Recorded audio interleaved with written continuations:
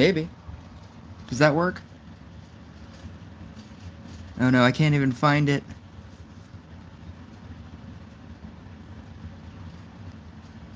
It doesn't exist. The stream isn't even... Oh no, it is working. Okay.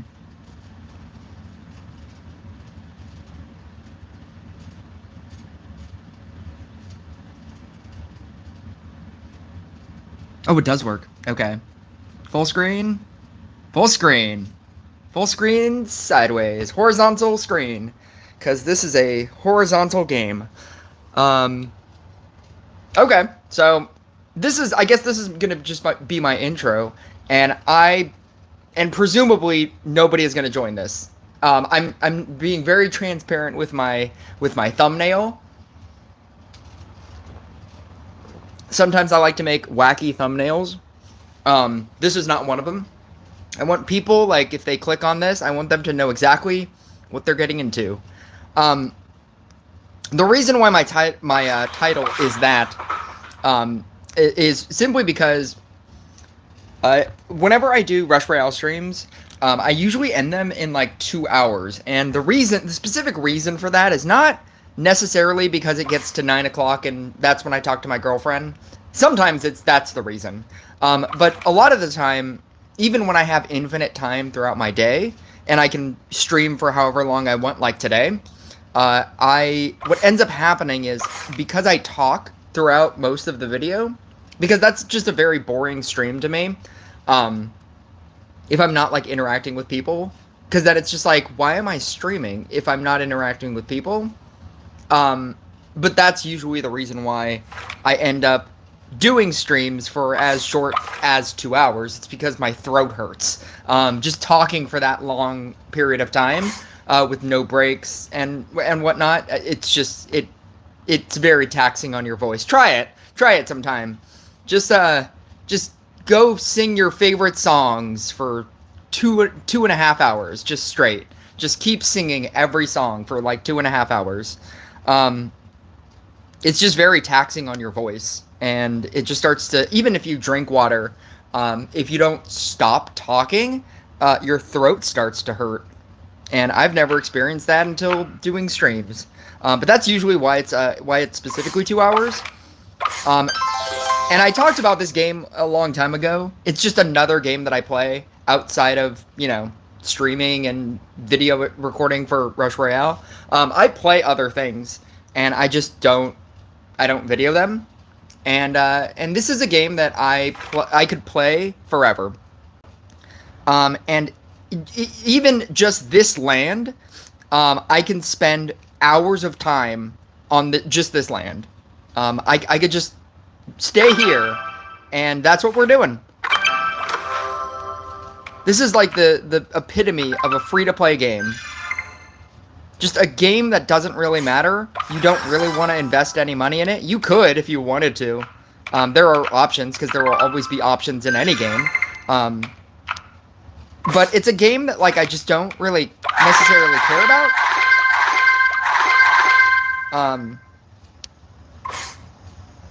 There's not really any reason to progress faster.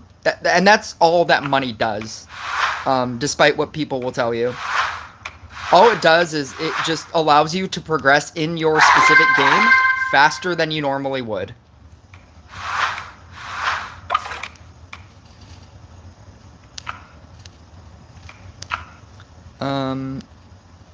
But I have so many things that I could do in this land. And if you're wondering, like, what is the purpose of all this? There's no purpose. There's no purpose. There's no purpose in anything. Everything's a lie. Nothing is real. But because I'm pretty sure I'm just gonna, at some point, stop talking about things, because there will be nobody to talk to, because nobody will have any questions about this. It's very straightforward. It's, open things and merge things. It's another reason why I don't really stream games like this. It's not, like, engaging. It's not anything. It's just kind of something to do. It's more something to do than it is something to talk about. There was a part of me that always wanted to be able to stream games like this where I don't need to care about what's going on screen. With Rush Royale, I always care about what's going on screen, and it's very difficult for me to be in a game but also talk to chat.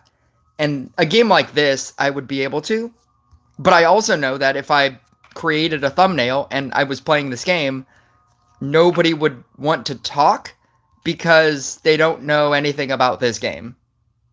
And not that there's anything to know. Like, I'm not, oh, you should open this box instead of this box. It doesn't matter. I'm just gonna open up both boxes. It's fine. Like, there's no discussion to be had. And so most people would just not talk at all. It was always like my hope that I could play a game like this and then just answer casual questions. I don't know, about my life or about Rush Royale or something. But there was a part of me that always knew that that would probably never happen because people would just not join this kind of stream. Or they'd want to talk about this kind of game. Like, I think even when A Friend Gaming does Storage Wars, like his new game that he's playing, people talk to him about Storage Wars. Or people talk to him about, like, Infinite Breakout, I think is the other game that he plays. And then, like, if people don't know anything about Infinite Breakout, they just don't talk about it. And it's very hard to get people to, like, be like, hey, I'm going to play this other game, but you don't have to talk to me about this other game, because I get that you don't know about this other game. You can talk to me about the other game that I play, or about my life, if you care about my life. And the sad reality is that most people don't care about your life. They don't care about, like, what you do outside of whatever they follow you for. And that's why it's so hard for people to change platforms. It's why, like, A Friend Gaming's videos are going from, like, thousands upon thousands of views per video to, like, hundreds and tens of videos, or tens of views per video. It's not because he's doing anything wrong. And he's using his same personality, but most people follow him for Rush Royale, and so that's all they care about. They don't care about you. They don't care about, you know, like, your interests. Or, like, you know, most people. I'm sure there are some people. And I think it's sad.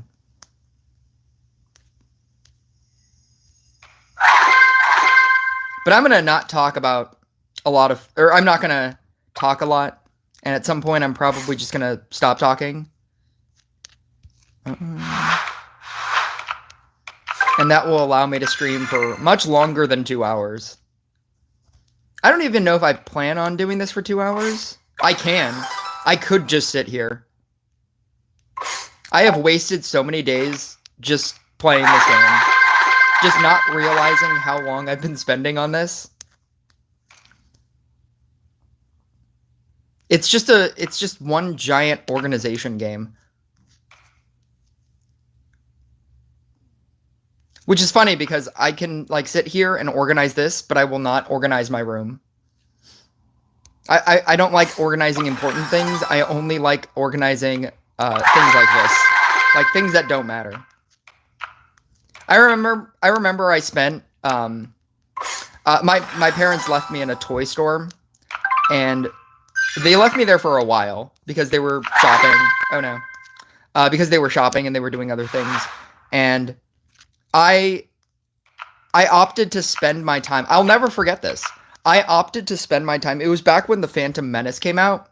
And I opted to spend my time in that toy store organizing their Star Wars toys. Because I recognized that they weren't organized on the shelf, like all the Obi-Wan action figures and then all of the Anakin Skywalker action figures and all the Padme action figures. They were all just kind of mixed around on like the little spindle thing that they had. And so I took them all off and then I reorganized them so that, you know, like, you wouldn't have to search through. You could just know that, oh, this one on the front is all of them. And that's how I opted to spend my time.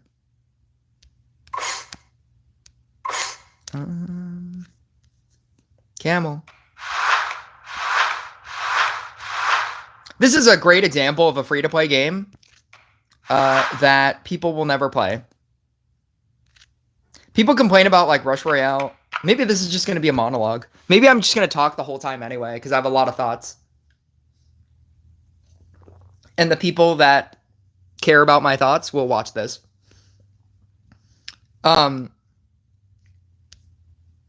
People complain about Rush Royale being a pay-to-win game, and it's not free-to-play, and like, how could it be more free-to-play? And it should be more free-to-play, and you should be able to get everything free-to-play very quickly. This is an example of a free-to-play game, and people will never play this. Oh my God, somebody! I've been waiting for you to stream since last year. I'm streaming this year. My first stream of the year. You know what's funny is I've been meaning to stream a lot, and I just I don't mean this game, like I mean like Rush Royale as well. I think that my new strategy for Rush Royale is going to be my old strategy for Rush Royale. I think what I'm going to do is I'm just going to wait till the end of the season and then play PvP, because PvP for me is so incredibly difficult, and I don't like it. I'll get like 3 of the most difficult players, and then 3 bots, and then 3 of the most difficult players, and then 3 people will just auto surrender to me because they have 1,000 crit, and then 3 of the most difficult players, and then, you know, and then like 3 matches that I play out and I win, you know, like that's been my experience for the last number of seasons, and I hate it. And so like, even if I streamed it, that would be the flow of everybody's opinion on me. Be like, you suck. And then it would be, you suck. You can only beat bots. And then it would be, you suck. And then it would be, you suck. You can only beat people with 1,000 crit. 1,000 crit. Like, that's my experience. It's not, there is no equivalency in Rush Royale. And I'd rather just play people that don't have, you know, maxed out everything and 7,000 crit.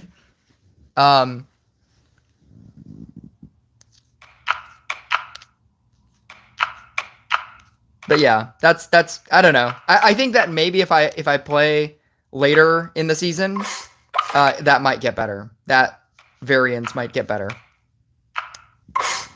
A-Friend Gaming is boycotting Rush Royale because, and I quote, "This was a very greedy update." He had an entire video, or he had an entire live stream, where he talked about everything, about his reasons why. And his reason why is not because it's a very greedy update. Because you can look at that as everything. You can look at that as every time they input a new event token or event creature, that it's a very greedy update. You could argue that when they changed it from... Why is this so loud? You can argue that when they changed it from 7k, or from 70, when they took out Magic Crystals and put in the 74 system with Treant, that was a very greedy update. And guess what? A-Friend Gaming got all 74 copies. He just bought all 74 copies and got a Max Treant the day one. Choosing to not spend money on, you know, the current maxing out, you know, reincarnate 3ing everything is a choice. He could still make content, but he doesn't want people to view him as being behind. And that's the thing. That is his real thing. He could still make Phoenix content. He could still make, you know, some reincarnation content. He can do things, but he's choosing to not, because he doesn't want people to see that he hasn't reincarnated 3 everything. because that is thousands of dollars. But that's also a choice that you don't have to do. That would be like me saying, "Oh, like I'm not streaming Rush Royale anymore because I don't have a Max Fortuna because it's so expensive." It's like, yeah, but you can still make content. Like you don't have to. You can, and you can get a Max Fortuna, but if you don't want to, then you don't have to. Like that's if that's his reason, it's not because this update is a greedy update. It's because he's choosing to not allow people to see that he's not at the top anymore. He's been maxed, he's had a max account for so long. And he believes that people only subscribe to him because he has a max account. And so people want to see like, oh, what's a level 100 Fortuna like? What's a level 100 Zeus like? What's a Reincarnation 3 everything like? Like that's how he thinks people view him. And I think that he's better than that. And I think that that's a not great reason to stop streaming. I mean, it's his own reason, so he can do whatever he wants. I'm just saying, like, his reason for not streaming means that nobody should stream. And I think that's maybe that's part of his idea. Maybe nobody should stream this game.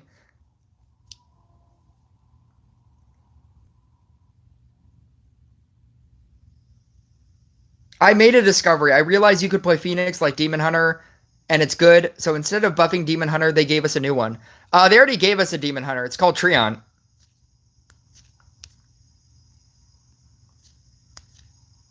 Phoenix is not Demon Hunter. At best, Phoenix is a better Blade Dancer. The static one, the right side one, I don't know what it's called. If I had a Phoenix, like that's what I would play. I would just play it as a better Blade Dancer.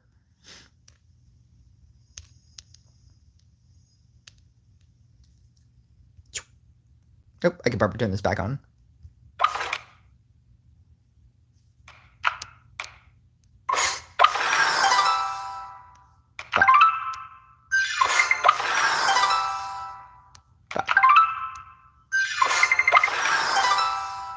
Oh, let's go.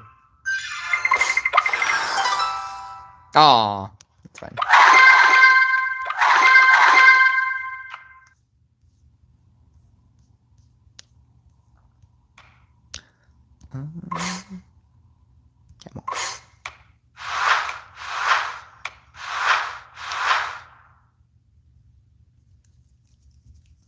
This is the closest we will get to a buff Demon Hunter, so I will work with what I got. You're talking about Treant? Treant is the buff Demon Hunter. I made an entire video about it, that they're basically the same card.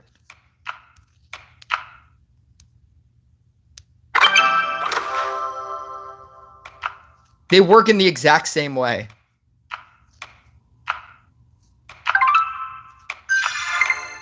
They even have some of the same talents.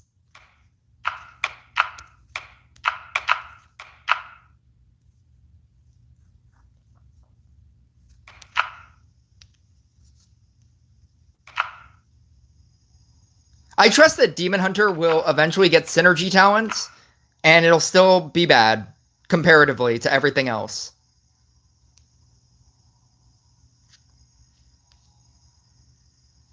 Specifically because they want it to be bad. Which is Rush Royale's thing. They just want event units to be good. They will nerf anything that even attempts to get... attempts to be better than an event unit. There's a big part of me that thinks that they're going to nerf Banshee.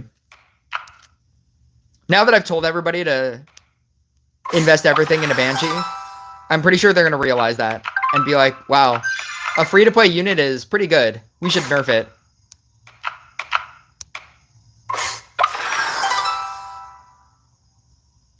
Okay.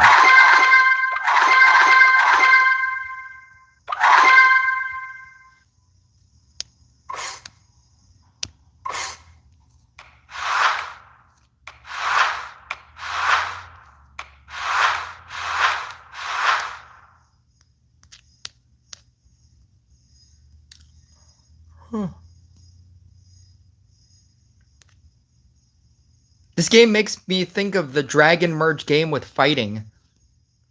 I played Dragon Merge. If it's the same one that I'm thinking, Merge Dragons. I played Merge Dragons as an alternative to this one, and I played a lot of games as an alternative to this one. I re-downloaded Merge County because I used to play that, and that game got so expansive that I don't like it. There's like too much happening in that game.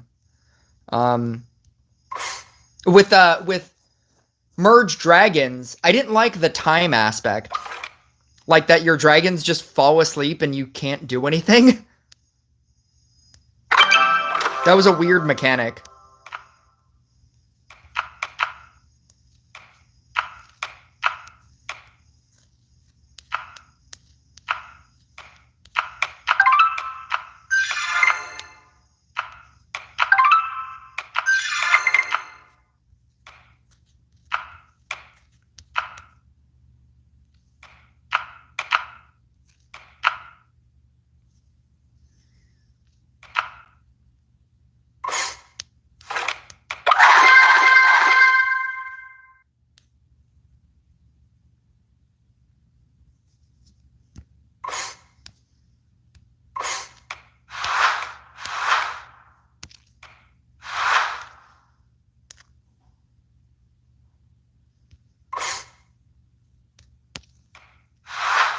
Four, five.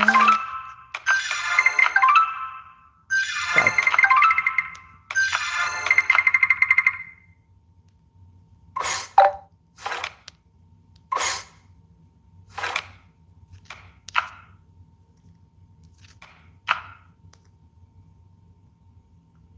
Dragon City.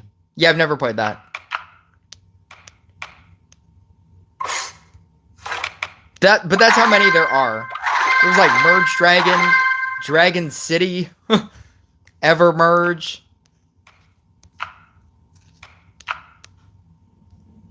There's a lot of these.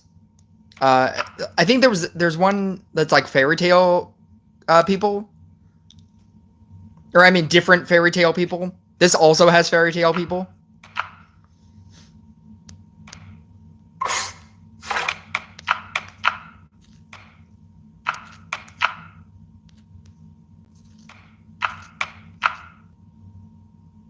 Dragon Mania Legends.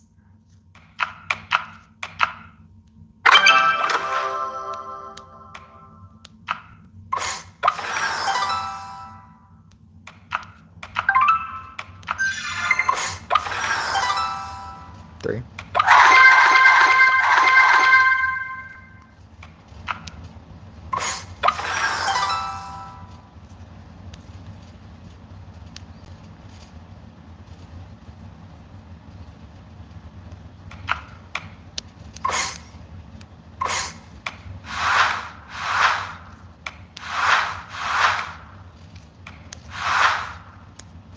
I don't think you quite understand how long this stream could be. If I wanted to make this a 10-hour stream and I really wasn't doing anything for the rest of my day, I probably could. All of these bubbles, not this one. All of these bubbles, because I don't play this island very often. I play my main island. All of these bubbles have 99 plus things within them. And then each of these also have things that I can pop. And then merge. Like if I wanted to do a 10-hour stream, I could. And it would be me constantly doing things. It just wouldn't be anything of interest to anybody. It would be uninteresting things.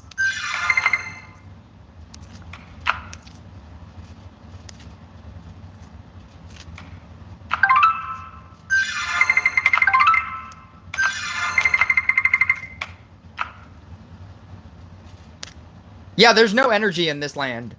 None of this is energy. This is just rewards that I've stored up forever. Because I never play this this side. There is an energy side. And that's the main island. Which is this one. And if anything, I should be running through my energy because I have a quest right now. I have to spend like 840 energy or something. So I have 111 right now. And with this quest, I have to earn progress by chopping obstacles. And I have to spend 840 energy. But I also don't have obstacles, so I need to mine.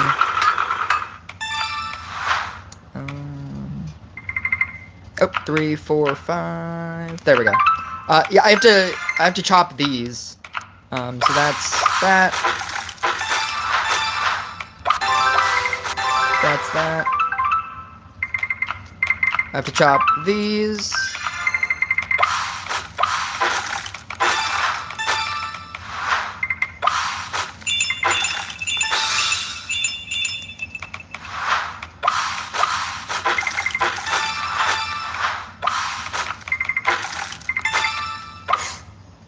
Oh. There we go. Yeah. So I've spent 95 energy, and I have to spend 840. I have 2 days to complete it, though, so I don't need to care. And then there's technically an event happening, which is this countdown catastrophe, but I just don't care about it.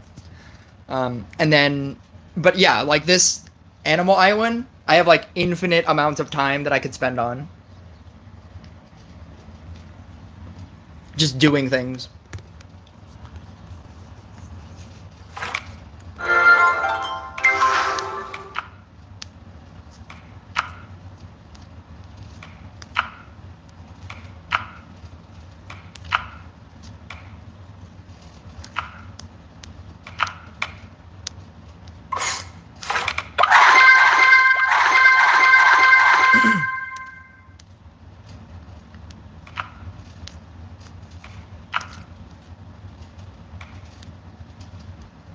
Oh, I was about to go on a free-to-play rant. People want Rush Royale to be a free-to-play game, and they're playing it as a free-to-play person or something. They want to not spend money, either because they don't want to spend money or because they can't. Not being able to spend money is a thing. Choosing to not spend money is a different thing. Rush Royale was always a game, even before I was streaming it and making money from it. Rush Royale was a game that I liked so much that I chose to spend money on it. And that is the difference. When you like something a lot, I feel like you are more apt to spend money on that thing. That sounds like an obvious. But like that's what it is. And I think that a lot of people like, for example, this is a free-to-play game. Can you spend money on it and do more things technically? Let me show you the island of money that I have just chosen to not do.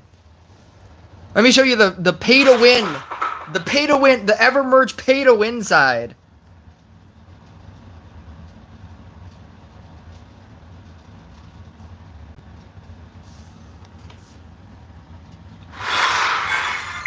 This is the pay to win side of Evermerge. To unlock this plot of land, just to have extra land on this island, $17.99. To unlock this plot of land, $12.99. Just a straight up amount of money. Just like, and it's a one-time purchase. Like you don't have to do anything. It's just a one-time purchase of $12.99, $17.99, and I just have not cared to do it. Whenever you do events, you don't get gems at a very quick rate in this game, but everything that you could pay or everything that you can pay for in events, you can pay for with gems. So in this event that I don't care about, that's another $6 offer. in this event, that they don't even want to show me the quest rewards. Here we go. The top layer is free. The bottom layer, to get all of these extra things, it's 750 gems. 750 gems, like I said, is not, you can't get them very quickly. And here are all the offers for gems. There's a $200 21,000 gem offer. There is a best value 10,000 gems for $100 offer. You can buy gold if you really needed gold. You can do offers. You can buy any of these offers, right? I don't care about this game enough to do that. It doesn't matter to me. I don't care. I don't care about getting any of that. Getting the normal amount of everything at the rate that I get it is fine, right? Does that make this a pay-to-win game? Anything would.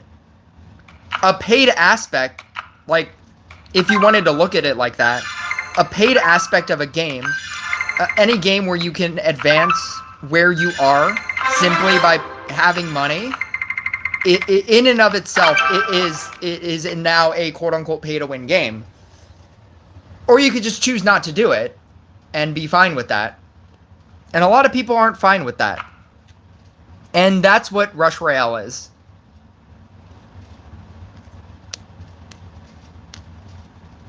It's just a lot of people that are not okay with where they are, but they also don't want to invest any money in it. Not that money... Is there even a way to win? Technically, yes. So, with this land... Actually, like, I'll finish my thought. If you don't like a game enough to spend money on it, then you're going to get the experience of somebody who doesn't pay for anything. And if you're mad at that, then it's probably not the game for you. If I felt like I needed to spend money on this separate, this bottom layer in order to progress through this game, in order to keep up with this game, I wouldn't play this game. And there are plenty of games like that where they specifically make you pay for things in order to progress through even the normal side, through even like just the top form, the top version of it. And I usually quit those games. If you don't like a game enough to pay for it, then you have to accept what it is. And I think a lot of people don't do that. But is there a way to win this game? Technically, yes. So all of these plots of land are creatures that I haven't unlocked yet. all of these like blurred out ones. I haven't gotten all of them. And so technically, if you wanted to complete this entire island, you would have unlocked all of them. Because beyond that, you're not gaining anything from this land. So this is more of a collection aspect for me. And if you're wondering how you get it, obviously whenever you open things, but also you can trade in things. So there are different levels of, there are 3 different levels. So there's common, rare, and then epic. And then when you get when you max out a common, you can trade your maxed out common for a rare, and then start maxing out your rares. Obviously, right here, I need the Stegosaurus. I tried to go, whenever I trade in for things, I always try to trade in for the next thing in here so that I can keep track of like what I need next. It's just an easy way for me to do this. So I've already maxed out all of these commons.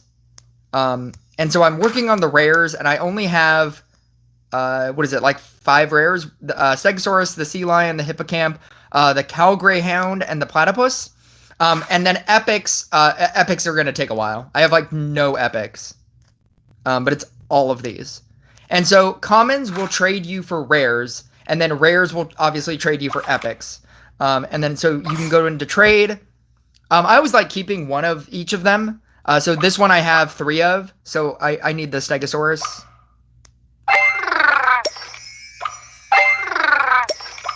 Peacock, I need the Stegosaurus.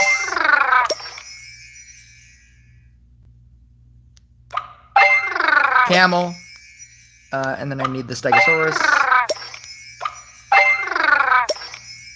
Flamingo. I apparently haven't done this in a while.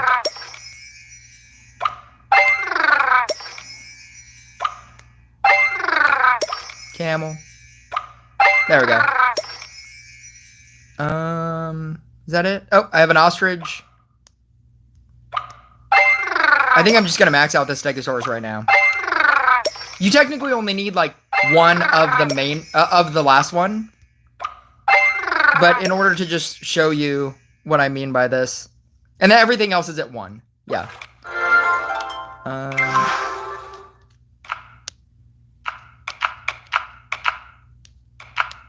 10.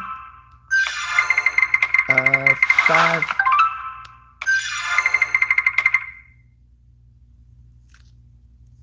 4. I think the next one is the main one. And if the next one is the main one, then I'm done. Yeah. The next one is the main one. So so I could technically wait to get 5, and then I'd have an extra one. Or I'd have an extra one that I could trade, but I'm not going to so that I could just show you how this works. So once you get the main one, you unlock that habitat. And then now you can put all of them there.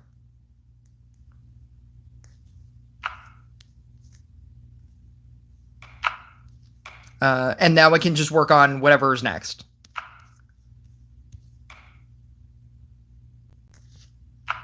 That looks like the animated Lion King's main villain.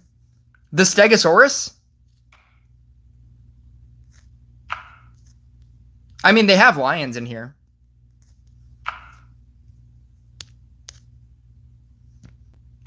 I don't know if I have any more.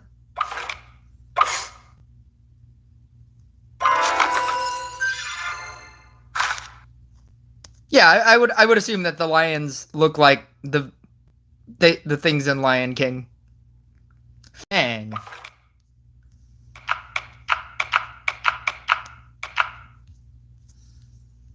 But yeah. So with this land, once I unlock everything, I'm never gonna touch this ever again. Basically. There would be no actual point to it. I would gain nothing from it, for my main land. And it would just be a completion thing. That's really what this is. It's just a completion game. In terms of the mainland, there's also a completion aspect there. And then once you do that, there's basically no reason to play. It's just that it would take you so long. And that's why I played this game for as long as I have. On the mainland, there's a lot of things that you can complete. So one of them is obviously maxing out all of the, uncovering all the land. Oh my god. Okay. One of them is uncovering all this land. So in this land, to uncover this part, I need 25,000 wands, and I have 19,000 wands here. But I also need to uncover these last 2. So that's another thing as well, and that's you need wands for that. The other completion item is whenever there are events, you get shamrocks, and you need 18,000 to uncover another part of this part of the land. And then all of your main buildings that you're trying to build, you can 5-star all of your buildings. And so there are as many buildings as there are people. And that amount is this. Each person has their own building. So 1, 2, 3, 4, 5, 6, 12, 14. There are 14 buildings that you can also max out as well. And then you obviously have to get all the people. I'm almost down to the last person. I'm second to last. I'm on Merlin, and then they added a guy. Because for like a long time ago when I was playing, Merlin was the last person. And then yeah, you can whenever you build buildings, your main buildings, whenever you have the top piece, this will give me 6,600 points. I need 33,000 points to get it to the 4th star. So you need the main building a lot of times, and that's why you mine to get buildings, to upgrade to buildings, to upgrade the stars. Yeah. But this land is based around energy. So a lot of that is just time.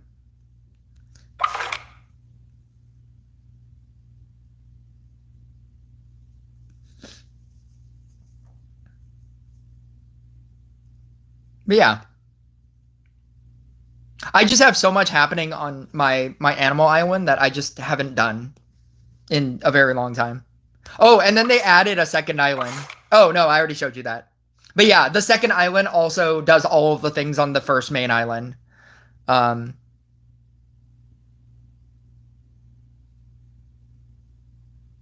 Because I played this game like years ago. I think I played this game before I started playing Rush Royale. And then I stopped playing this for a very long time. But yeah, you can uncover all of these plots of land.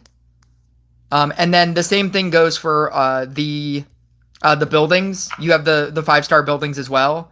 And then you have the amount of buildings as there are people, which is 6, 12, 14. So there are also 14 people and 14 buildings on this land as well.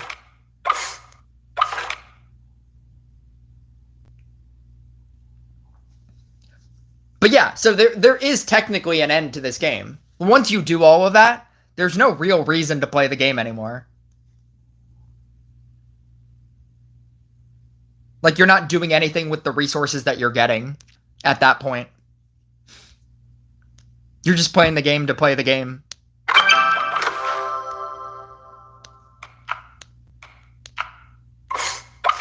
Oh no, I just spent money on that.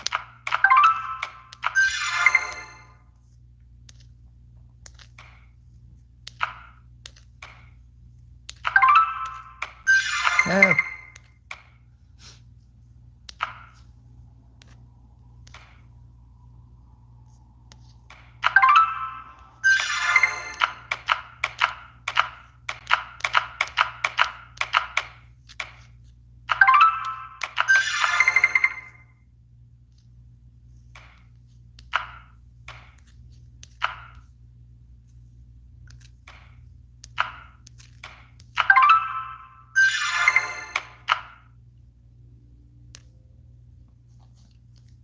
Can you explain how Phoenix is like Blade Dancer?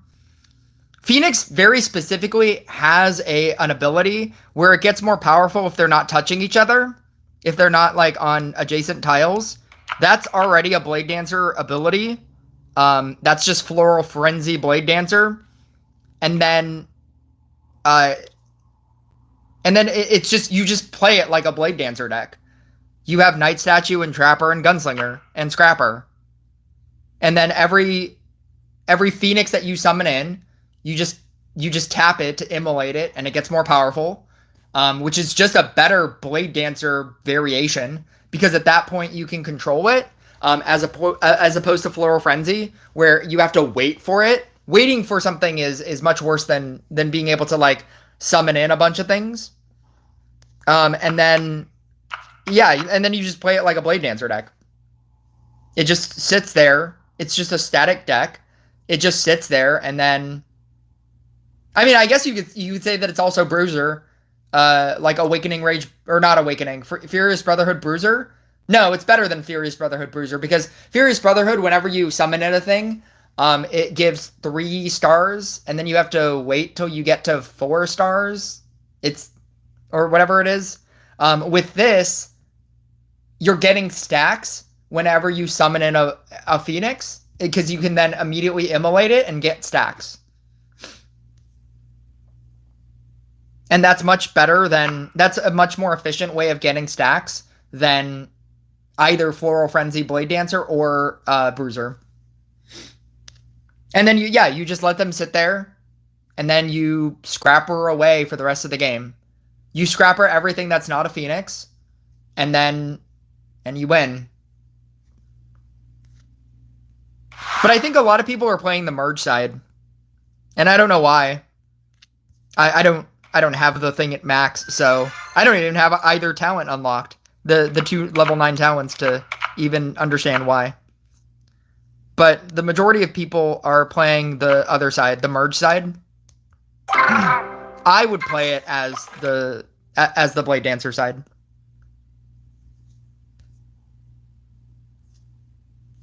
But maybe I guess the merge side is better. I don't know. What do I know?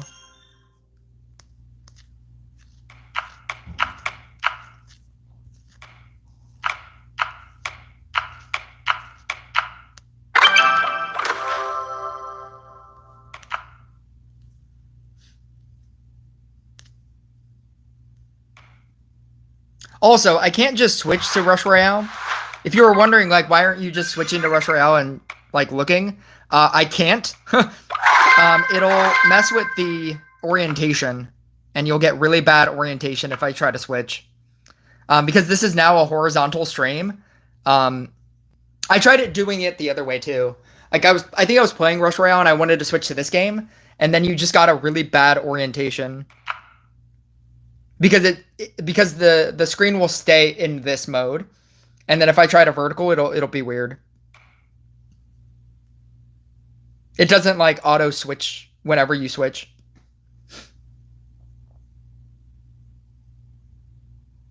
Time for you to spend the next 3 months maxing it out so you can play once it's no longer #1. Yeah, see, I'm not like, dumb people. I don't care. I don't care about it. I don't care about chasing the newest best thing. I like Treant because I like Treant. I like Treant because it was a Forest Faction unit, and it was the first Forest Faction unit that they gave us as a, or no, not the first. Spirit Master was the first, but it was like the newest Forest Faction unit. Ironically, this is also a Forest Faction unit, so they're like, come on, pay us money, and I was just like, I don't care. I think it's good. I'll like slow max it out, but I'm not gonna spend like $100, hundreds of dollars to max it out. I do like Gunslinger, but you can also use Gunslinger in every deck. You can't just... It's not... Phoenix is not just the Gunslinger deck. If anything, that's Blade Dancer. And I don't like it. I actually do much better with Treant than I do with Blooming Ash Blade Dancer. I thought that once I got the high charisma talent, I thought that it would be much better, and it's not. Clearly, the only reason why that deck was doing 8 minutes was it's literally just because of Fortuna. It's not because you have the high charisma talent. I thought it would be much better, and it's not. I'd rather just play Treant. You seem to be having fun. I'm having fun because people aren't complaining about the game. People aren't shitting on Rush Royale for being a pay-to-win game. I'm having much more fun. How long have you been? How long have I been having fun? How long have I been playing for? Playing... Are you talking about, like... What... How long have I been playing what for? How long have I been playing EverMerge for? How long have I been streaming for? How long have I been playing Rush Royale for? There's a lot of Mad Lib fill in the blanks in there.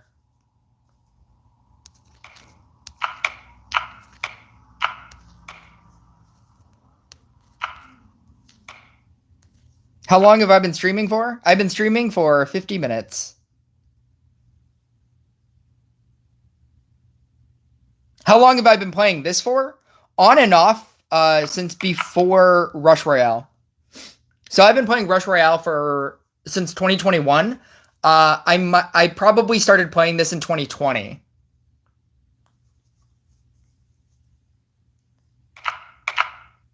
I probably started playing this in 2020, but I also don't play it as consistently as Rush Royale. So it's not like I'm on this every day. And in fact, I actually deleted this game for a while because it was glitched. And when I tried to ask the team that you're supposed to contact for glitches, they decided to say, "Oh, we know about that glitch, and we have no plans on fixing it." And so I was like, "Well, fuck you guys. I'm gonna stop playing this game." And then I dropped this game, like went full on in Rush Royale, and then at just some random point, I decided to like re-download this game and see if they fixed it, and they did. But yeah, that's what happened. Basically, they added this whole thing to where you could go from your mainland to the second island that they created, and you can transfer items. If I can show you. So this is your mainland, and then they add this thing, and so right now it's currently on Paradise Cove, and so this is the second island that they added, and they add this mechanic where you can like transfer things. What ended up happening, if I can get to it, what ended up happening is you're supposed to. So this ship. This is all the items that I've transferred. When you hit claim, if you don't have enough spaces, it'll have a little X on it. And so what happens is you just free up space. You just go like here. I'm just gonna, for this purposes, you just free up space, and then you can click on it again, and then it'll give you the rest of your items. And that's how it should work. What happened was, I had space and it wouldn't let me click on it, which means that you can't use it to transfer back items to the other place. And so you just couldn't use it. And it was completely a glitch. That's not how the game works. And they were like, "Yeah, we know that it does that. We're not fixing it." That was their response to me. "We have no plans on fixing it." It wasn't like "Oh yeah, we should have that fixed," or "we'll look into it." It was the idea that they just straight up said, "We're not going to do it. We know about it and we don't care." We know about it and we're not going to fix it. But yeah, that's that. So I stopped playing it, and then I just went like super hard into Rush Royale, and then I re-downloaded this. What is it? I beat Dragon Rift with level 7 Gunslinger because I accidentally picked the wrong faction deck. It's too easy. It's funny. I can make that mistake. Yeah, it's really bad. Dragon Rift is so stupidly easy, and I appreciate it. I like it being easy. Unlike some other people. Some other people are like, "No, make it more difficult. This is too easy." I'm just like, nope. I love it. I love how easy this is. Someone gifted me premium. Am I still considered free to play? If you've never bought anything in the game, ever, then yes, you are free to play. I remember I had a conversation with Fun Mix Time a long time ago about what if you used Google Play credits that you played other games and you got Google Play credits, and then you used your Google Play credits for Rush Royale. Is that also considered free to play? Like you only bought everything in Google Play credits, but you never spent money. You never technically spent money in Rush Royale. You just bought a whole lot of things in some other secondary game that you play, and you use the Google Play credits that they give you for Rush Royale. Is that also free to play? And I would say yes. If that is also how you did it, I would also agree that is also free to play. What the hell is happening here? Oh, God.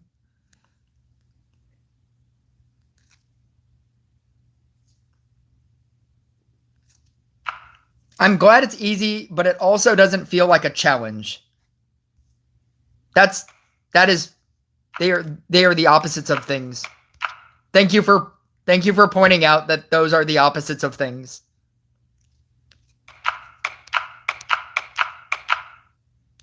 This hot chocolate is very hot, but it's definitely not cold.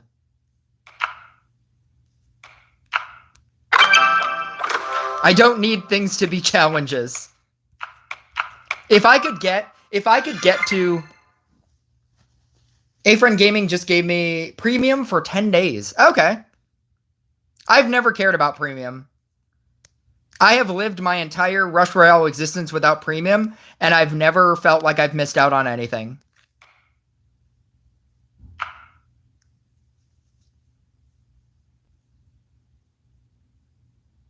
I realize that now. I'm tired.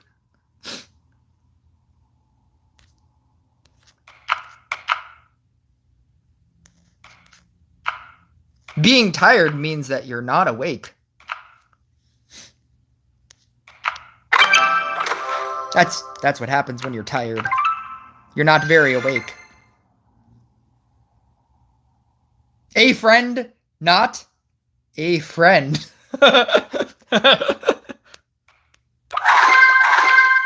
You could have said my friend. My friend gave me.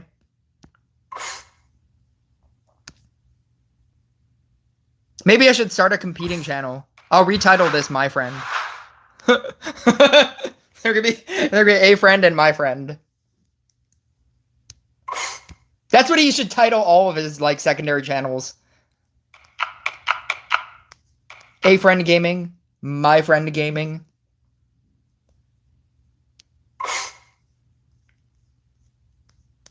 That would be my marketing decision for him.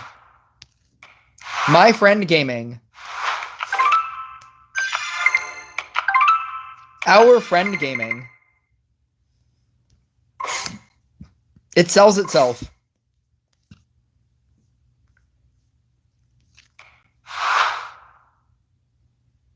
My friend is A Friend's OnlyFans.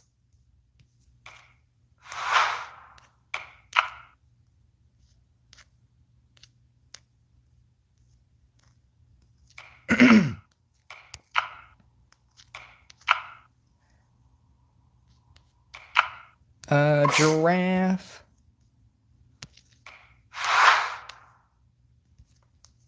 Griffin is down here.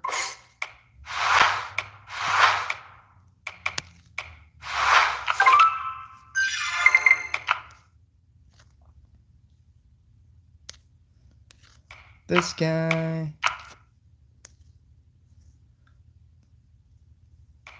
Oh, 5.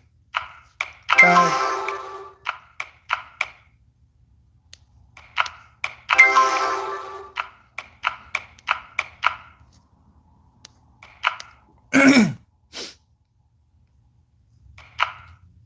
Bears. I kept thinking that these were dogs, and they're definitely bears. Because there are no dogs. I thought it was like a pit bull. It's apparently a bear.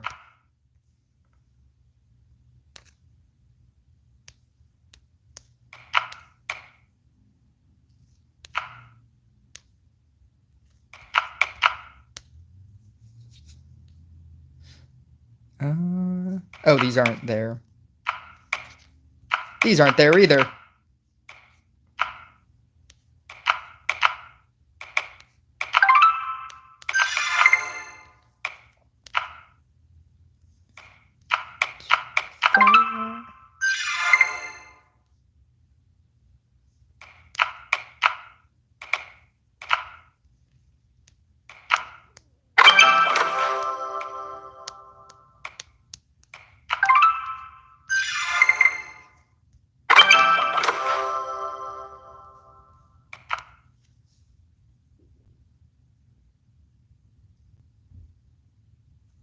I'm glad it's less Dragon Rift is less challenging since it's solo, but it's one less clan event, so clans are becoming less useful. Not necessarily a gripe, just an observation. I think they're planning on doing a lot of clan-related stuff this next year. That was what they said. that they're going to introduce like a lot of different clan events.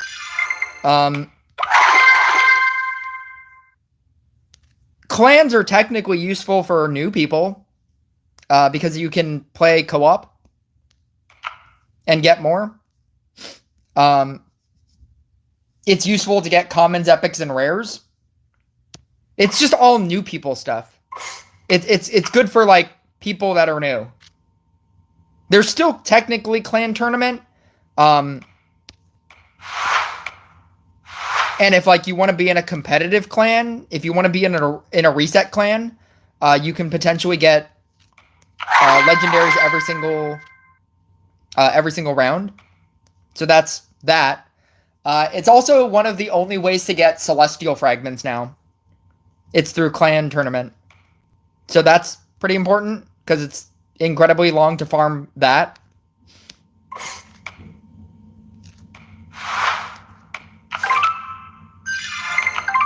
And so you'd rather farm it slow than not farm it at all. Because you could argue that like, oh, well, it's going to take you forever to get, you know, enough clan coins to get celestial shards. It's like, yeah, but if you don't do it, then you'll get it even slower.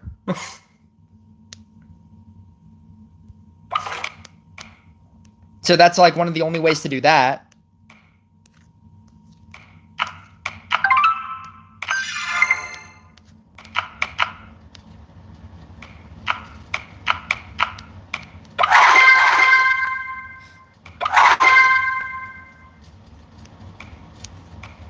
You're not getting a lot per season. I think you're getting, if you get all of the clan coins for tournament, and you get all of the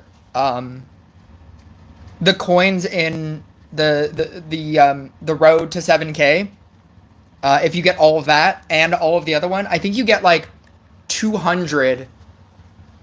Is it 200 per month? Something like that? And you need 1,000?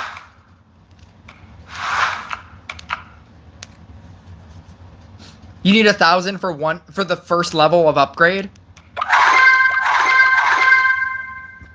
You need a lot.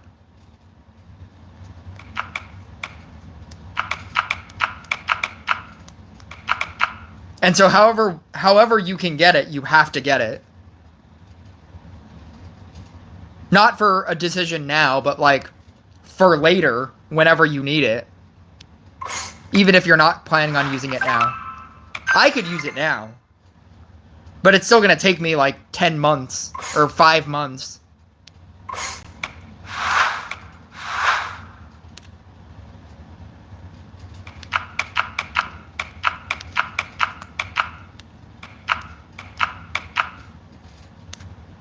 Oop, that's a 5. Turtle.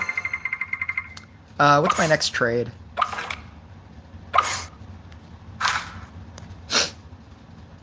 Sea lion.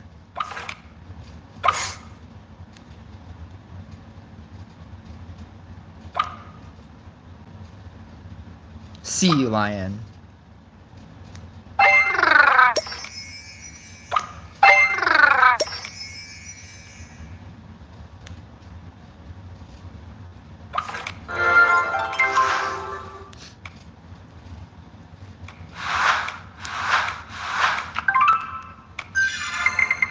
Is that the last one? Oh, no.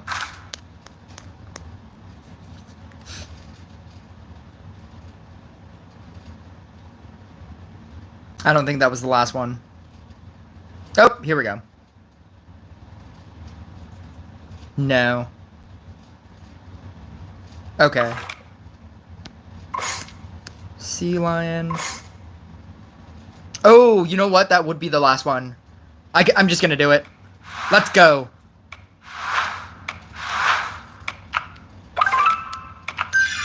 Let's go. Screw it. It's better to just unlock it, because then I don't have to worry about that anymore.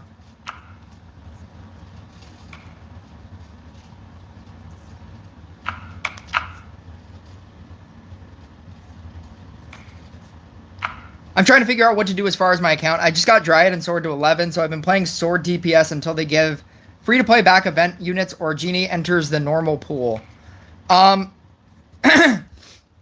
gave you free to play tokens again.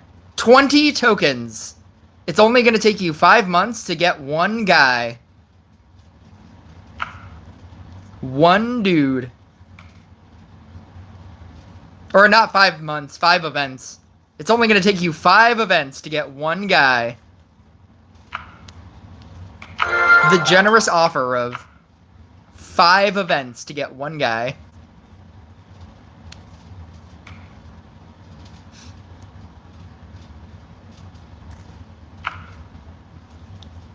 Do you have a max DPS card? If you don't even have a max DPS card, you should probably max out a DPS card.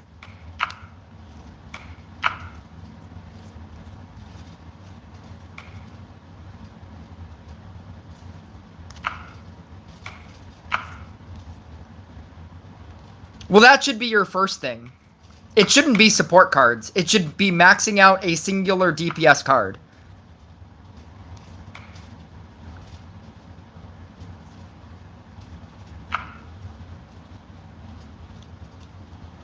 You say you just got Dryad and Sword to 11? You should be maxing out a DPS card to 15.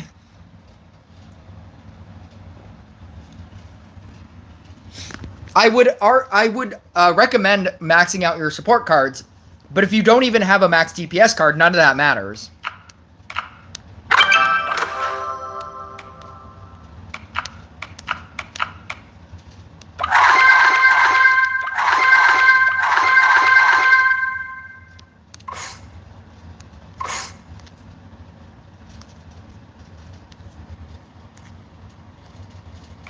Ooh.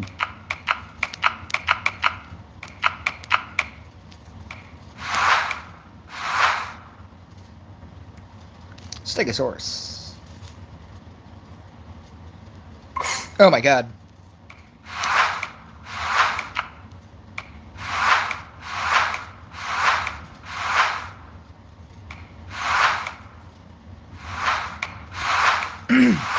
I'm probably going to go for Cultist. He's currently level 7. So he's the current level of all of your legendaries.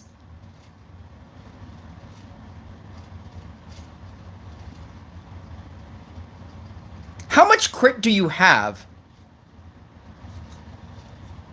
Do you have like 500 crit? Like, what is your crit level? I'm trying to determine like where your account actually is. You just got a sword and a dryad to 11, but you're gonna upgrade your base. I just got a cultist. You don't have anything higher than that? Oh, that's a really new account. Okay. 2,000 crit is like not even max commons, epics, and rares. That's crazy. Yeah, you need to upgrade a max DPS card. I don't think Cultist is good. Ultimately. I don't even think it's that much better now that it has Ascension Talents. And that's the best it's gonna be.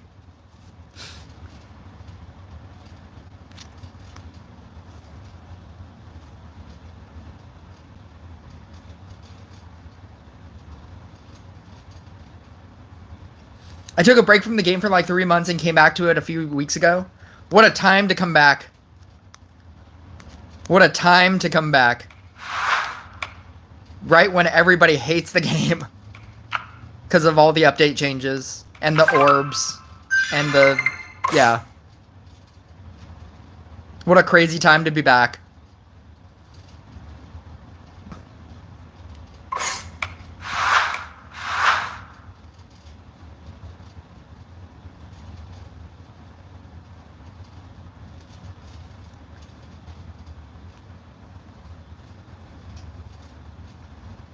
I feel like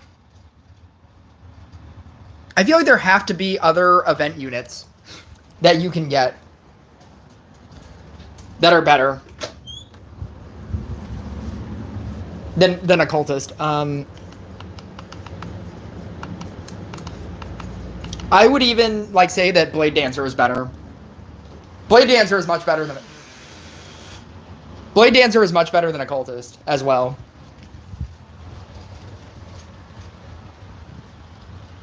My current best DPS unit is Genie level 8 and Treant level 8, but neither of those are farmable.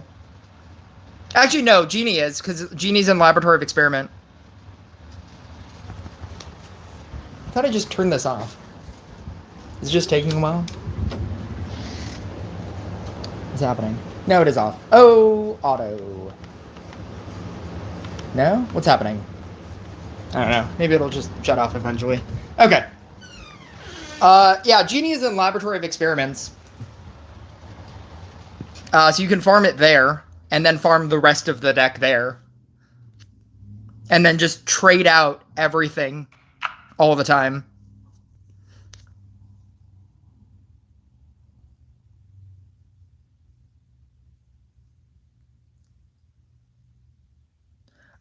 Whenever they have the challenge of the hunters, always play that. And then just go into a bunch of games and just play over and over and over. It's now turned into like just play as many games as you can. And then you'll get some amount of tokens there. It's a process. I mean, the whole game is a process.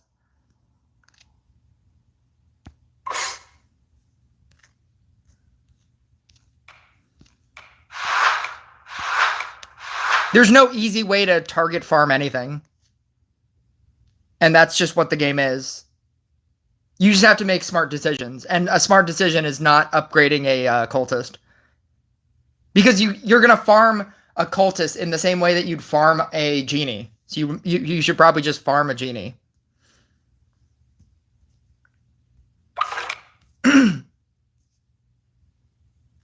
I think even if they nerf Genie, Genie will still be better than Cultist.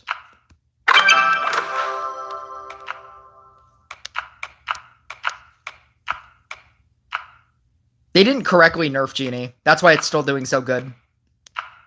So well. It's doing well.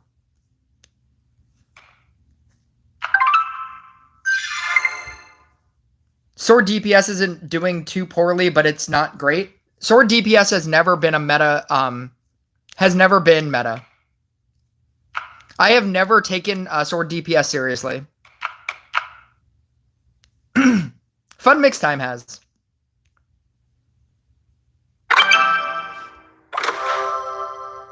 There has never been like a, oh my god, we should nerf Sword DPS, it's too good.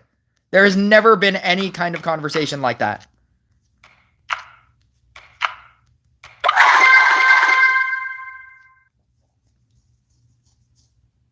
It's why, yeah, it's a good card.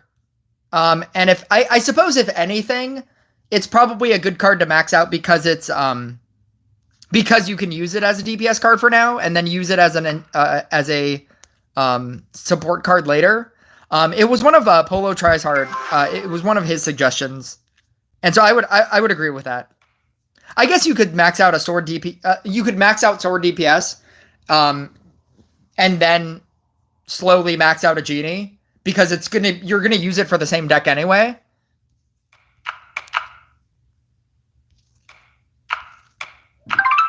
So just play sword DPS for now. Yeah, just play sword DPS for now, and then max out a genie. I would max out a scrapper before I max out a dryad though. Even in a genie deck, scrapper is going to be more helpful. And then in every deck, scrapper is going to be more helpful. I don't think I see people playing dryad anymore.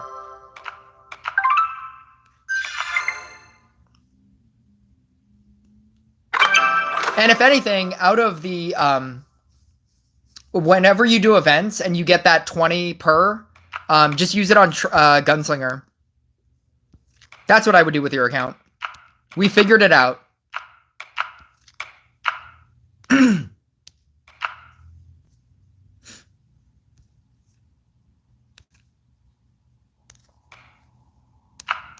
slow farm a gunslinger out of events. Use sword DPS. Put Scrapper, Gunslinger, or I'm sorry, Scrapper, Enchant Sword, Genie, Trapper, and something else in your laboratory of experiments and farm that there. And then whenever you get like a pick your own chest, just get Enchant Sword and slow max out an Enchant Sword. And then slow max out a Gunslinger through events. Yeah, I think that's the plan.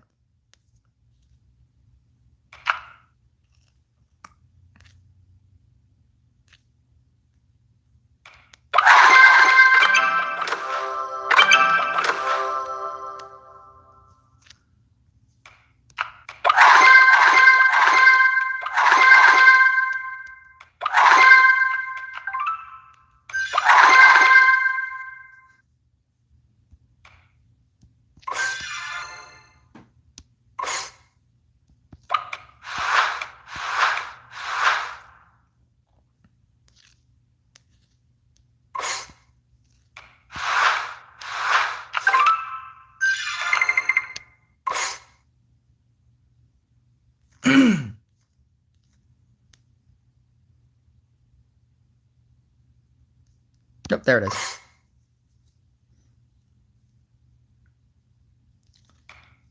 Yeah, what's funny is like everybody chose, or everybody used to use Ifrit Genie, and then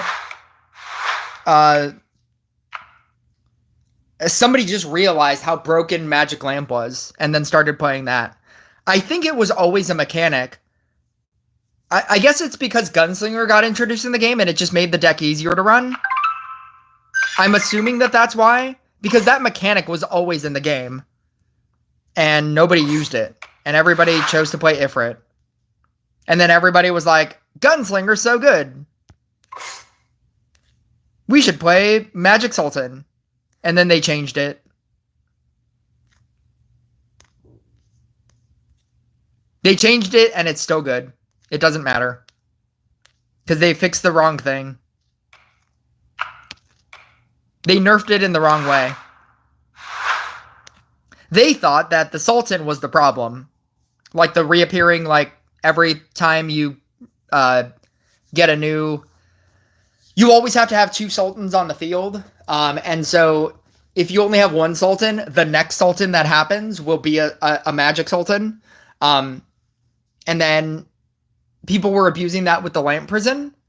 So you could like so you could summon in a Harlequin, use the Genie ability to change it into a Sultan, eat it with the Scrapper, then change the Scrapper with the Sultan ability, and then get it. Yeah, you were getting 14 stacks out of it.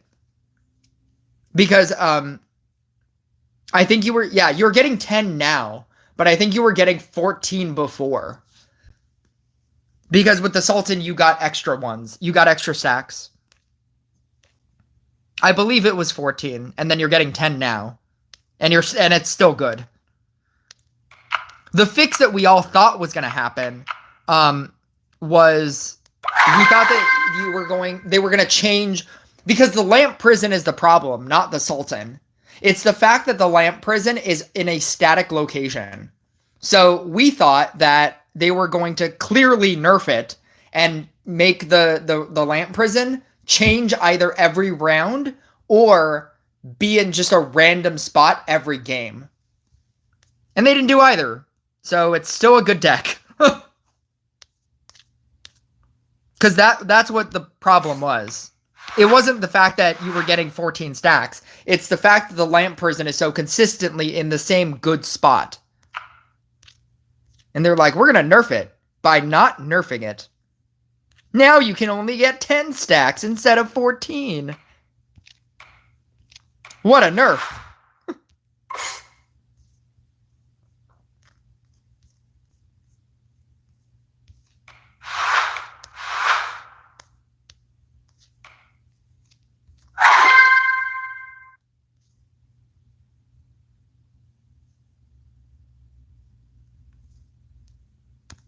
Oh, there it is. Oh, wait, is that 5? Oh, it is 5. Yes.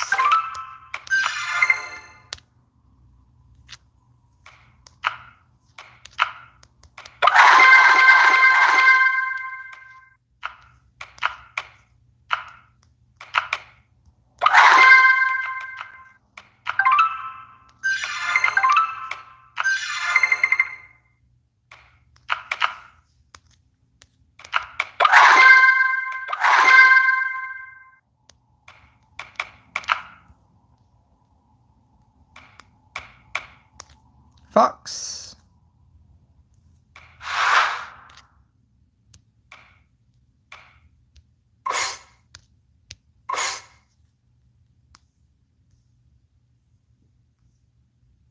Hippo.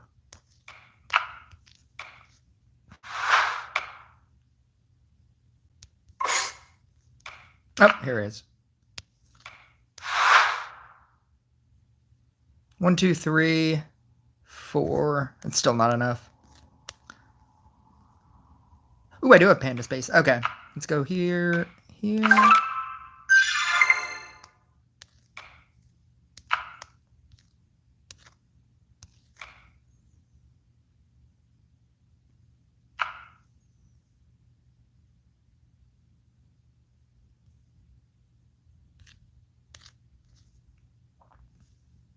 I just wish I would have listened and not saw the shiny gifts of the heroes at the crit levels and stopped. I would have saw the shiny gifts of the heroes at the crit levels and stopped upgrading my crit. I don't know if they've de-incentivized staying at low crit. But you get a lot of bonuses by having higher crit. But you also get harder opponents. I don't know. Not upgrading your crit is my biggest problem with the game. Like the idea of not choosing to not upgrade your crit is my biggest problem with the entire game as a whole. And I told them this, and they don't care. I told them, I was like, I don't know why you guys are allergic to money.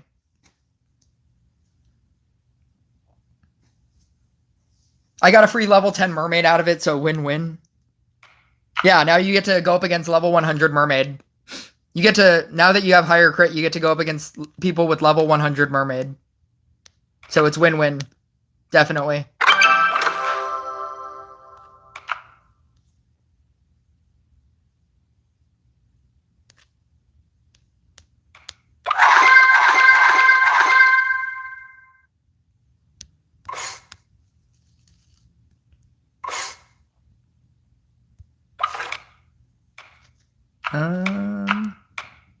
Five.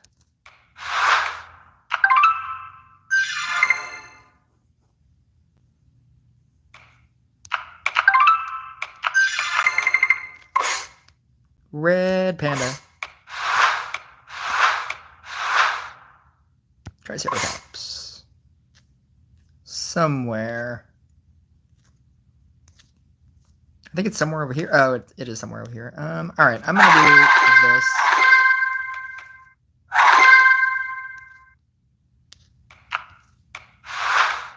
Ah!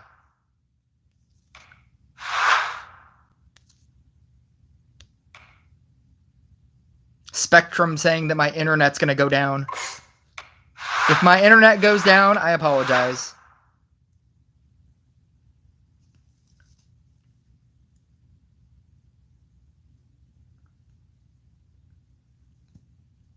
I'm currently sending all my purple heroes on expeditions because they seem like the only ones worth sending. So you get, it tells you exactly what you're going to get. So if you send rares, you will get rare heroes. If you send common heroes, you will get common heroes. If you send epic heroes, you will get epic heroes. If you send legendary heroes, you will get you will get more shards of epic heroes. That's how that works.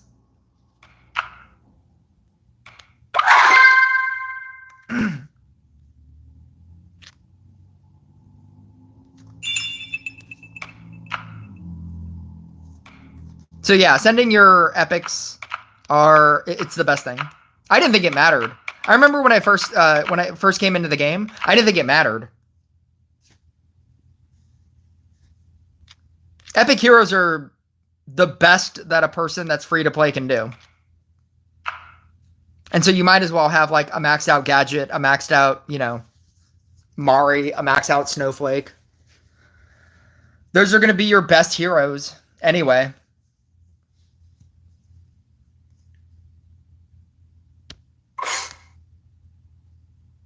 I remember somebody in the chat said that if you are going to spend money on anything in this game, max out a hero. Max out a legendary hero.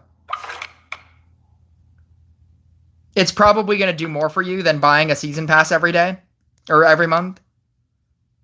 Just max out a legendary hero. I think I calculated going from 1 to 80. It's like $1,300 at a good rate. The best rate is $50 for 10 shards. And at that rate, it'll cost you $1,350 for like a level 80. You do not get legendary hero fragments from sending legendary heroes. No, you do not. That would be too good. That would be overly amazing. Because all you'd need to do at that point is unlock each legendary heroes, and then you could send 3 at a time. That would be insane. That would make legendary heroes basically free to play. And they don't want that. Not if they can make 1,350 at a good rate each legendary hero. That's a good rate. The rates get worse than that. That's at a very slow, like, the best rate that you can possibly get them at. It's $1,350 to get it to level 80. 80 to 100, I don't know how many shards that is. I know it's a lot. It might be another $1,000 just to go from 80 to 100.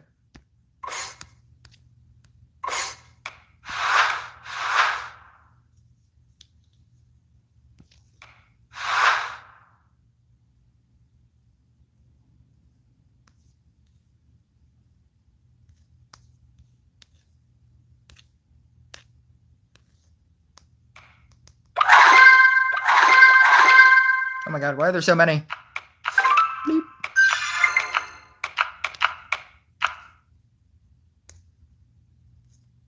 Oh.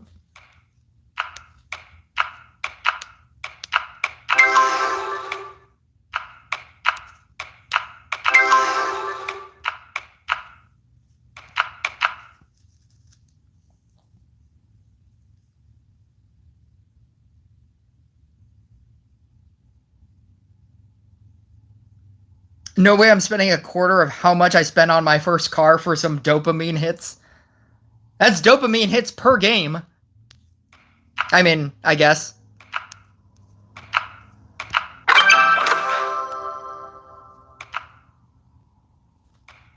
But aren't you, like, free to play anyway? So, like, this isn't even kind of a... Aren't you, like, somebody who's not even spending money on, like, a season pass? Are you not even like the kind of player that would spend money on a season pass?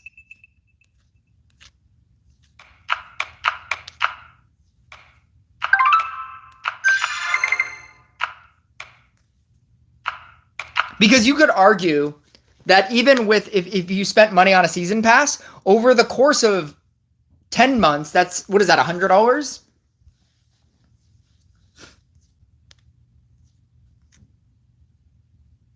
I guess that's a lot of years. Never mind. That's a lot of years.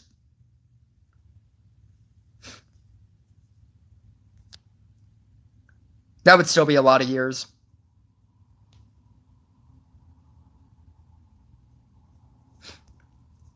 I was going to try to equate, like, season pass spending to, like, $1,000. But that's 10 months.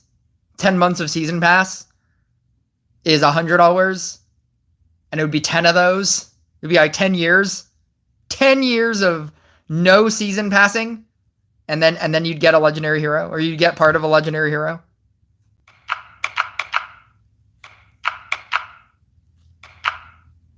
Yeah, it's $50 for 10 shards. That's the best rate for a legendary hero. That's the going rate for a legendary hero right now. The most efficient usage of your money is $50 for 10 shards.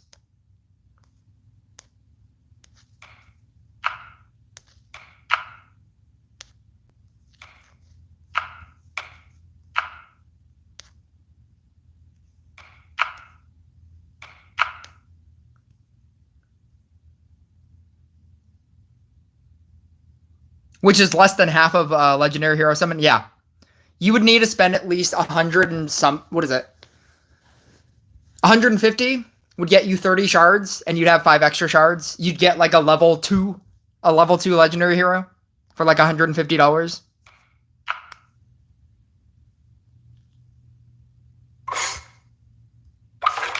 That is correct.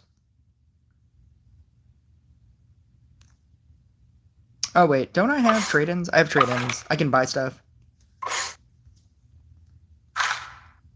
Nope. Special. No. Boosts. Legendary balls. Aw.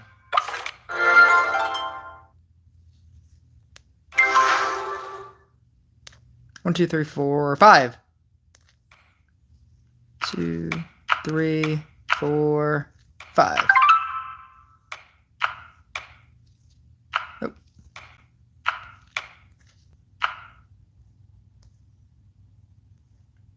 How do I have 4 of each of these? That's crazy. I'm just gonna do this.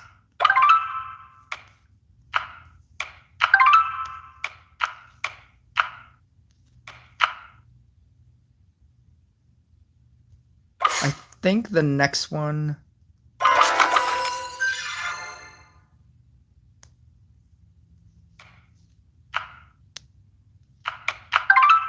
Oh my god, it's still not? Oh, it is. Never mind. Alright, I'm just gonna leave it there. Or am I? Maybe I'm not gonna leave it there. Get a creature of... Open the trade...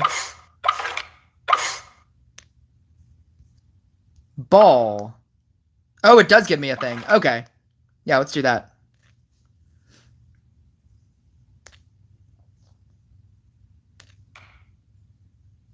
Let's put these back over here.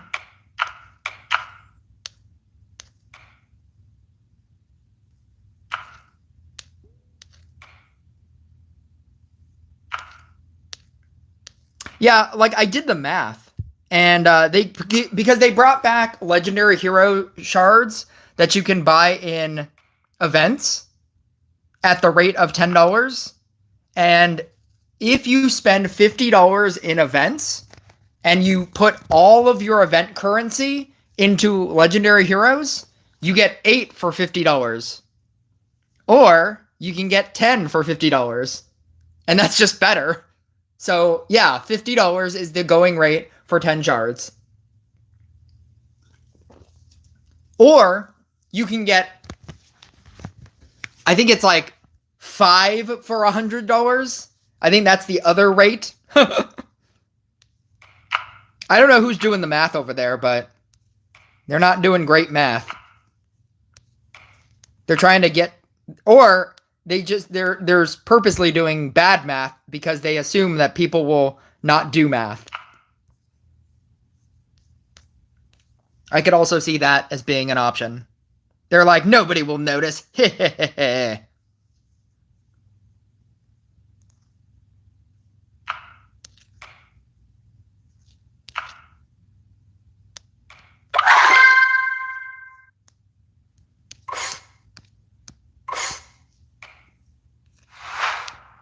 Walrus.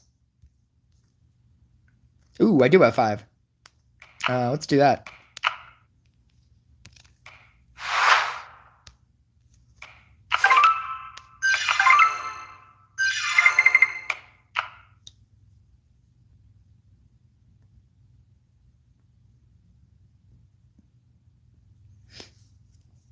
They think people won't check themselves and then bankrupt themselves. Yeah, probably.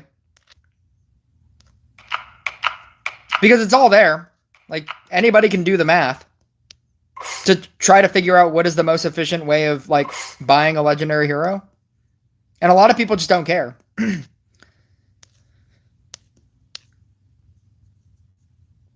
Or they don't want to wait. Like, that's what you're buying. You're buying efficiency. You're buying time. That's always been what this game is. You're not buying, like, whenever you pay for something, it's not because that is how much it's worth. You know what's funny is all of this is digital currency. Them saying that a magic orb is worth $6 at a 70% off, like, you're creating that price. You as a consumer are creating the idea that it costs that much. It doesn't have to cost that much. Like, you can get it free to play. But you as a consumer are willing to buy it for $7, or somebody is. People presumably are. And they are creating that price. Because you know what it's worth? You know what a magic orb is actually worth? Nothing. Nothing in this game is worth anything. It's nothing. Like, who is saying that 1,025 gems is worth $10 in this game? Is that how much it's worth to you? Is that, like, it's worth however much somebody is willing to pay for it. And if there are enough people willing to pay that price for it, then that is what they sell it at.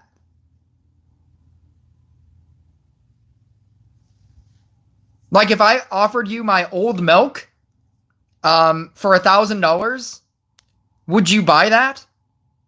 No.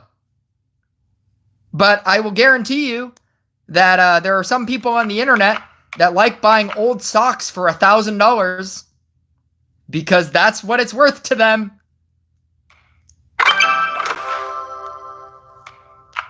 Old used socks with what's the easiest way to say this? With internal fluids on them. Old used socks with internal fluids for $1,000. That is the rate that people are willing to buy. And if there is a market, like, if somebody thinks that they can sell it for that much, and people will buy it, that's why it costs that much.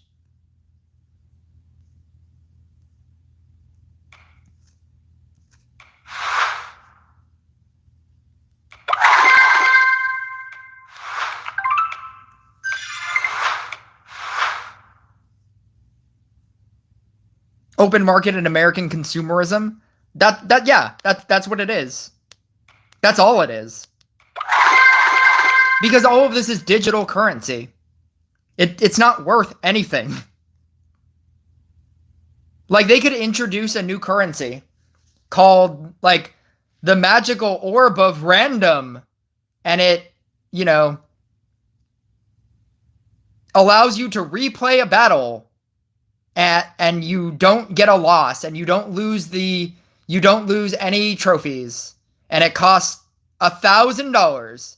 And if nobody buys it, then they'll be like, it costs $5, and it's 1,000% off. You know, like, it doesn't. That's how ridiculous pricing is in this game, or in that game. Not this game. This game is great.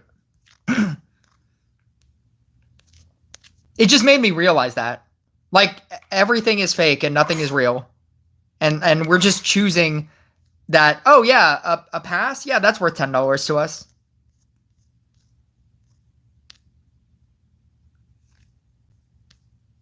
I'll buy that for $10. That's a pretty good deal. Oh, but $50 for 10 shards? That's crazy.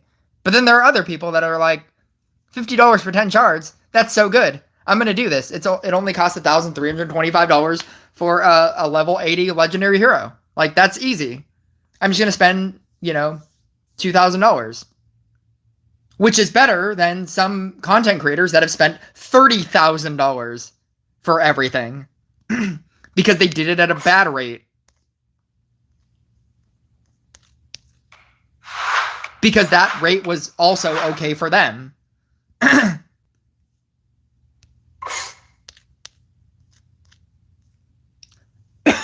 remember when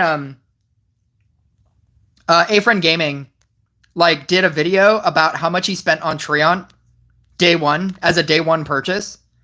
And that got the community to be like, oh my god, those greedy developers and, their greedy practices.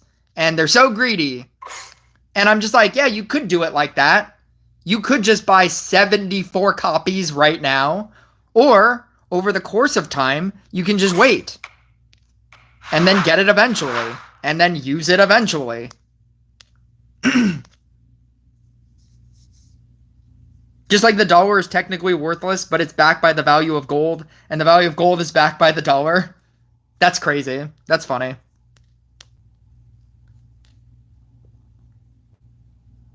But yeah, A-Friend Gaming spent a giant quantity of money day one as a day one purchase, and everybody equated that to how greedy the company is. And I'm just like, no, he chose to do that. He chose to spend thousands of dollars day one as a day one purchase. I definitely did not spend thousands of dollars, and I too have a Max Treant.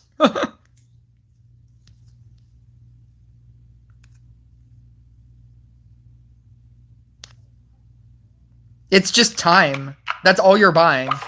You're buying the right to say, I have it now.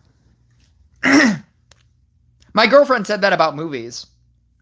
When I was talking about, that's crazy that movie ticket prices are so expensive. It's like $10. In some areas, it's like $15, $20 to go see the movies. To go see a movie. Just not even a 3D movie, not popcorn, just the movie itself. It's like $15. And I'm like, that's crazy. That's the price of a DVD.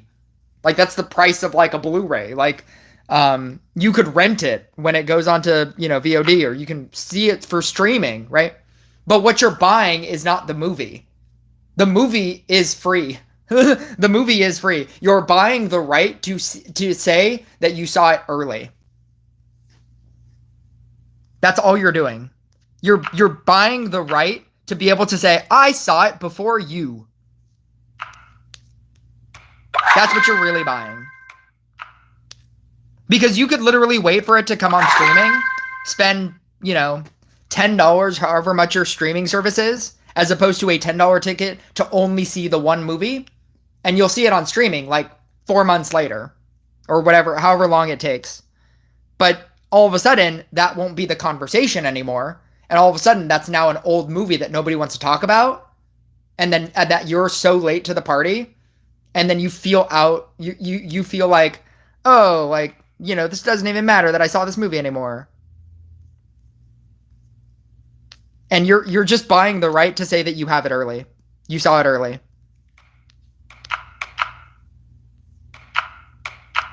That's what streamers do. Content creators that want to buy it day one, they're just buying the right to say they have it. They have it and you don't.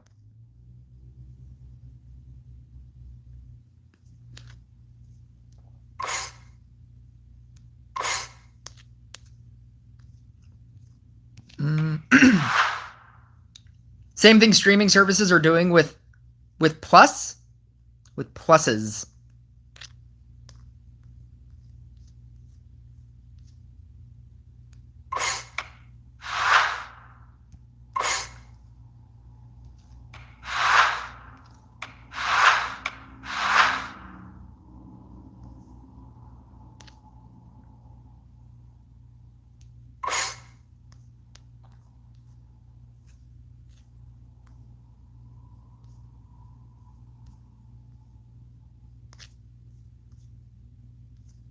Where the hell is the Triceratops? If you pay 10 for the basic service and extra 5 for early access to new movies, yeah, that's definitely a thing. Or ads.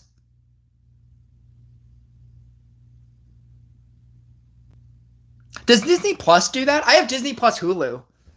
And so I don't even know if there's like a freer version that does that. That's crazy.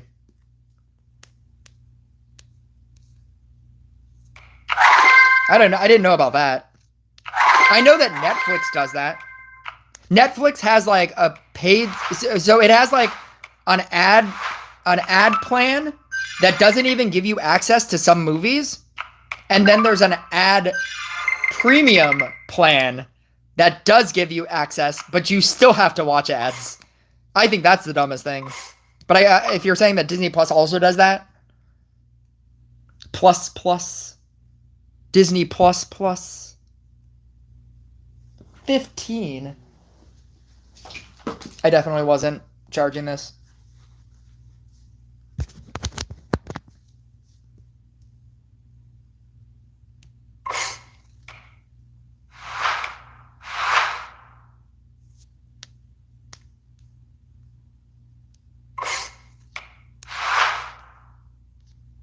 Oh, another panda. Oh, wait, is that 5? No, it's 3.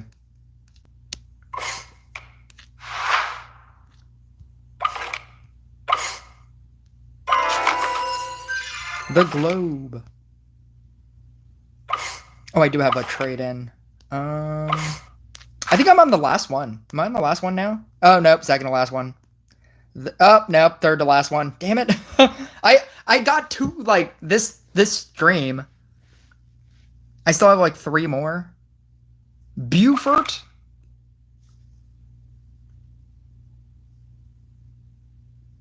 Oh, that's what you're talking about. No, yeah, see, that's even worse. That's even more scummy. That's VOD. So that's called video on demand. That's what you mean. I thought you meant like Netflix, they had like a secondary plan. No, what you're talking about is VOD. So there are 3 tier level services, or there's 3 tiers to movie making. So it's movies that are in theaters. There's VOD, which is like buy it for $30 on Amazon price, or on Amazon Prime, like something to that effect. And then there's streaming service. Back when COVID happened and you couldn't see it, you couldn't go to theaters, they were trying out the model of renting it on Disney Plus for $20, and then it just dropping on Disney Plus. The scummy practice that is awful because you don't technically own the movie. You own the movie as long as you stay subscribed to Disney Plus. So if you were going to do that, just buy it on Amazon Prime, and then you always have it. You don't need a Prime account. You can buy it, and then you just have access to it, whether or not you have Amazon Prime or not. Because then it's kind of like having a Blu-ray, but it's just on your computer. And you don't need an account. When they were doing it for Disney Plus, it was just then dropped on Disney Plus. And then if you stopped subscribing to Disney Plus, you don't have access to Disney Plus anymore and you don't have the movie. So you were just spending $20 for nothing. Yeah, that was really awful.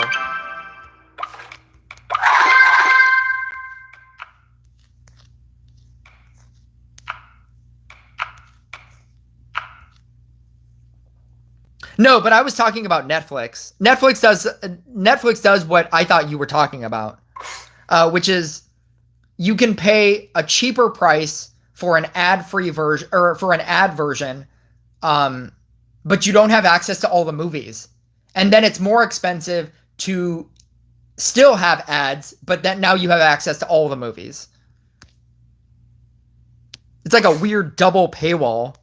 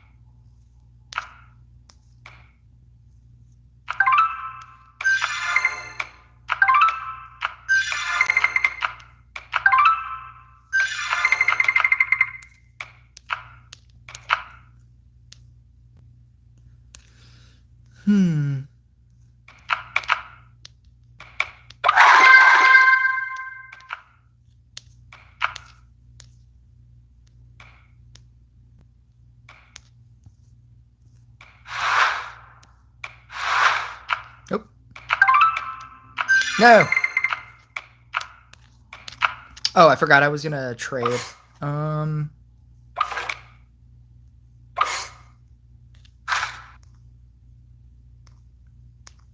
How close am I to this guy?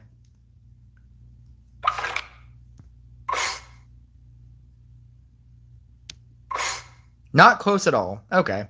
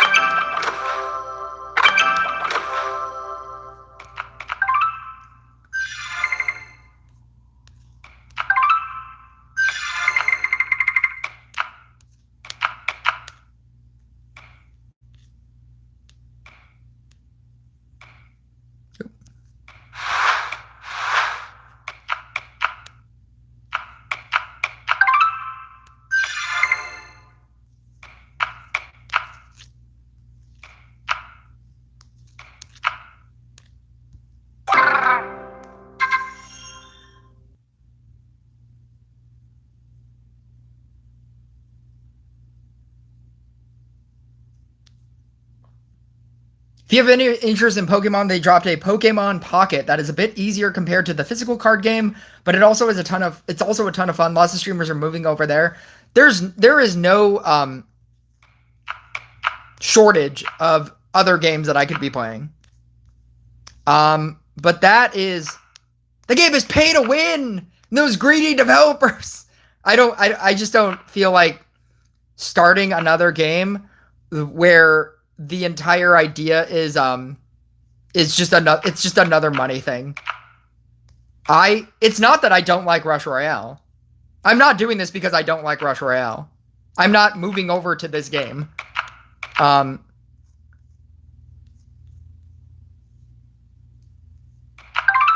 just don't have anything to do in Rush Royale right now.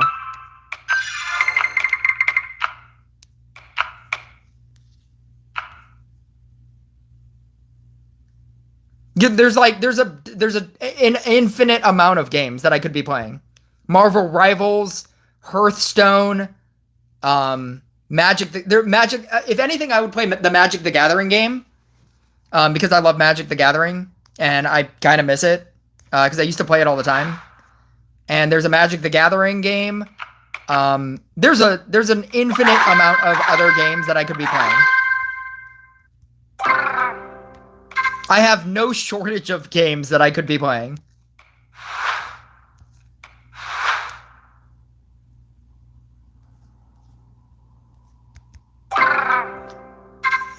I'm not trying to move to a different game. I'm just playing something that I also like playing, which is this. I would be playing this even if I wasn't streaming this.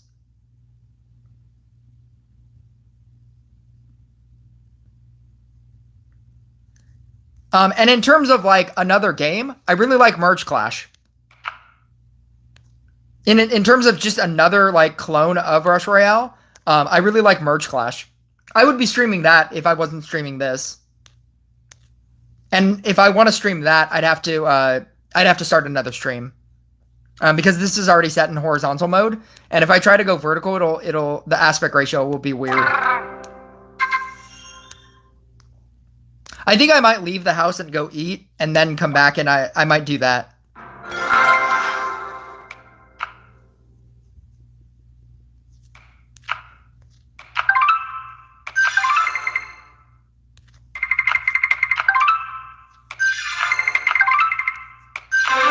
Yes!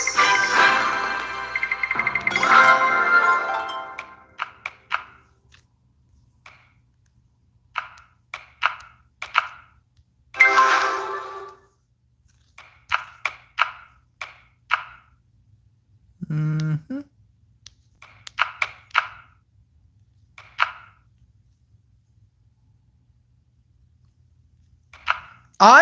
I was interested in Pokemon when it was like Pokemon Red, Blue, and Yellow. And since then, they have just gone crazy. At best, I knew that there were 250 Pokemon. What are they at now? Aren't they at like 600 or something? Something insane. I stopped following that a long time ago.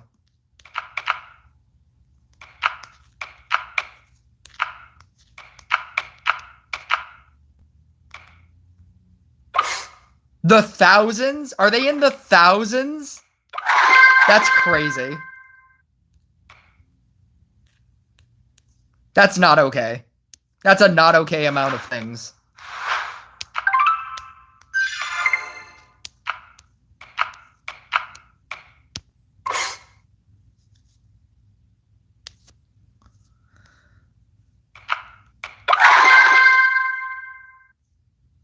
That's insane.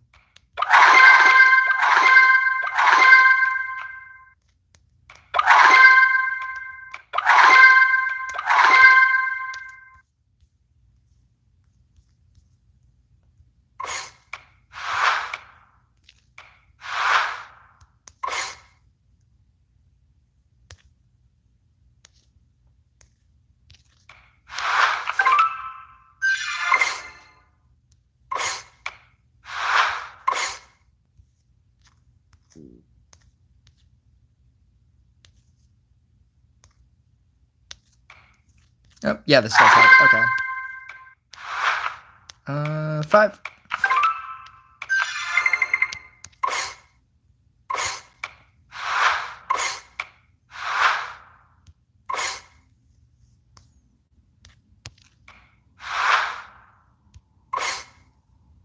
Ooh, that's 5. Nice. 5.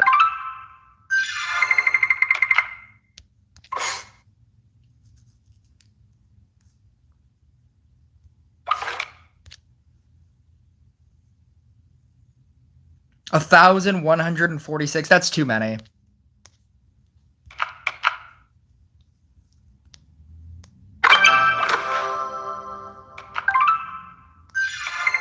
Yeah, I am not trying to start a collect all 1,146 of this card game. I mean, I get that that's not what the card game is. It's just like build a deck. But it's like, no. I am not at a loss for games to play.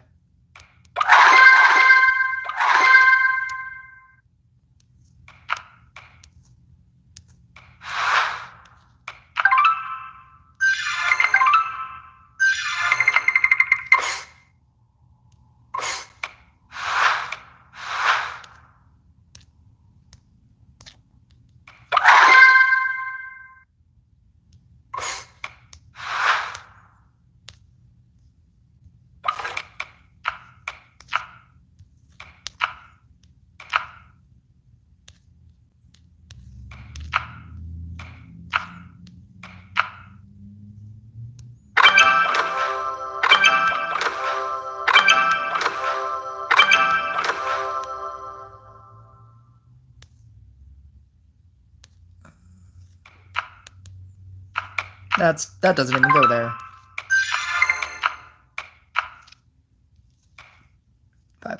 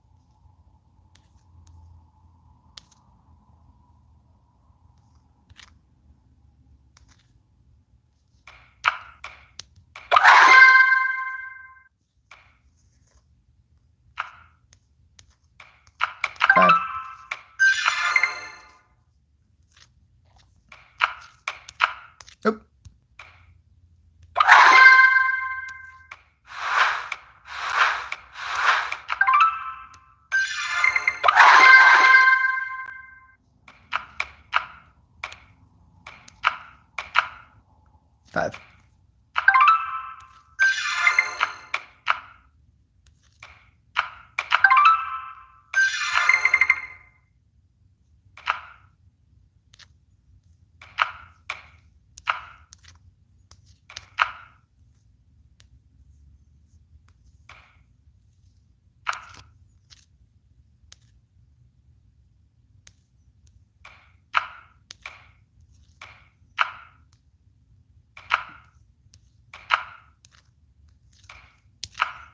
Is this 4? Oh, it's 4.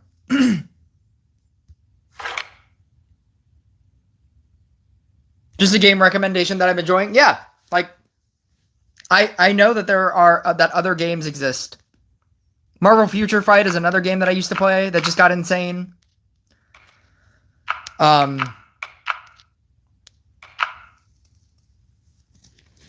Disney Emoji Blitz was a game that I used to play that got insane. I remember I maxed out all the commons in that game at a certain point, and then they just kept adding like so many things, just an insane amount of things, and each card you had the ability to max out, and it took forever, and each one, and then they added just thousands of new people. And I was like, I can't do this anymore.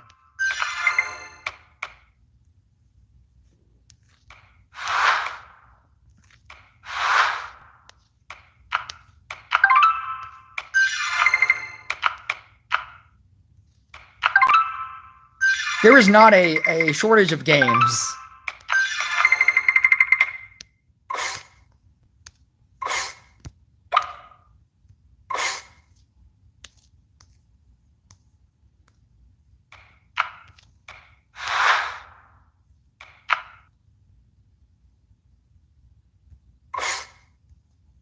Which is why it's always funny to me when people hate like Rush Royale so much and they just choose to keep playing it.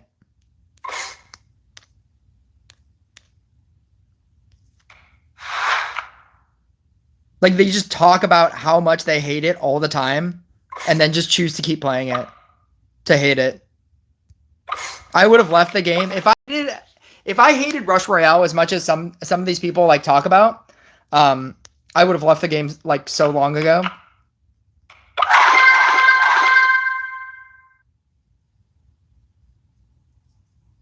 The Emoji Blitz was absurd. It was great when you got going, but utter hell when you couldn't.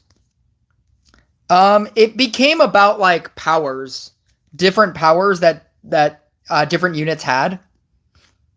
And there were better units than other units. And it was all based on whatever the power was. It was one of those like easy game to learn, hard game to master. Disney Emoji Blitz was the better version of Candy Crush for me. It was what I thought Candy Crush was. Just like an infinite Tetris style like game. And Candy Crush is like you have a specific number of moves and you have to be smart. And I was like, is that what this is? And Disney Emoji Blitz is like the game that I thought Candy Crush was. And that's why I liked it more when everybody was all about Candy Crush. But then they just kept adding things. And the collection aspect that I liked about it just became insane. Because your points were also tied to whatever random creature they gave you. Whatever random thing you had in your current game.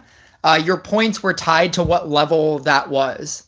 And so if you wanted a higher score, you needed to max out more and more things. And they just kept adding more and more things.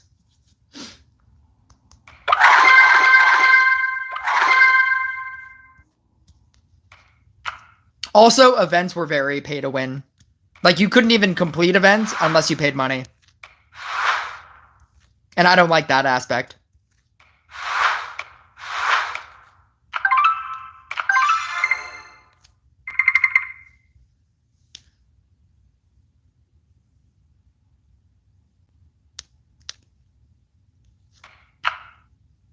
I don't hate Rush Royale. I just don't enjoy where they've put free-to-play players at the moment. What does that mean?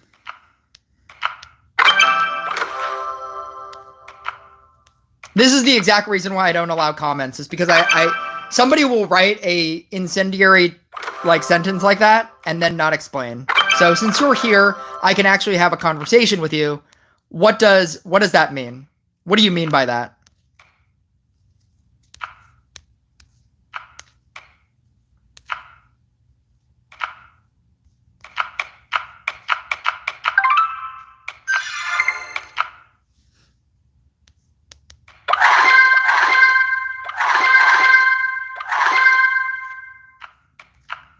Because I find that people will say something like that and then not back it up with anything. It's just kind of like a buzzword. Free to Rush Royale is so pay to win with the greedy developers. It's usually that. It's usually that like combination of things. They're greedy practices and the greedy developers, and they're so like greedy. And it's just a pay to win game now.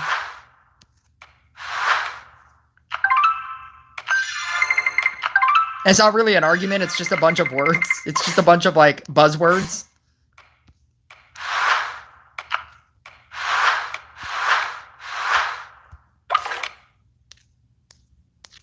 It's like people that are like not informed with politics, trying to talk politics. And I will include myself because I'm not. I don't know politics, so I don't like talk about it. And it would just be like a bunch of buzzwords. It's just like Trump is just racist against trans and black people and rights. And you know, like that's not saying anything. It's just a bunch of like incendiary words and phrases.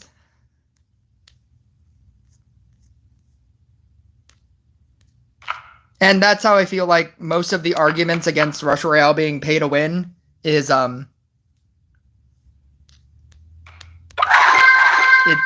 it's basically people that just are just that.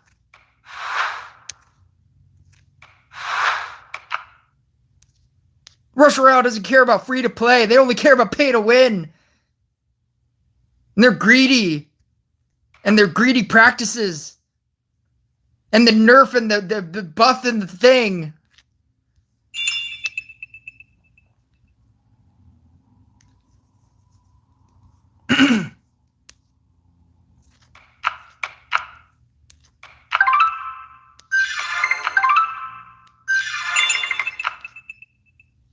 My biggest free-to-play argument right now that Rush Royale is definitely free-to-play friendly is that you can max out a Banshee deck and do really, really well. That's my biggest argument. That you don't need a max Reincarnation 3 Phoenix. Just max out a Banshee, and wherever you are, you'll probably do pretty well.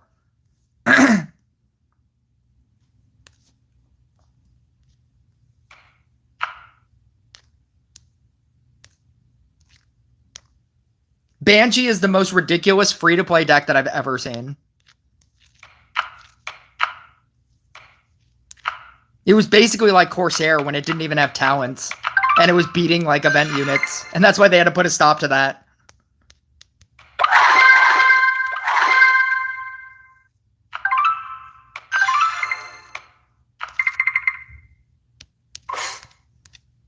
Flamingo.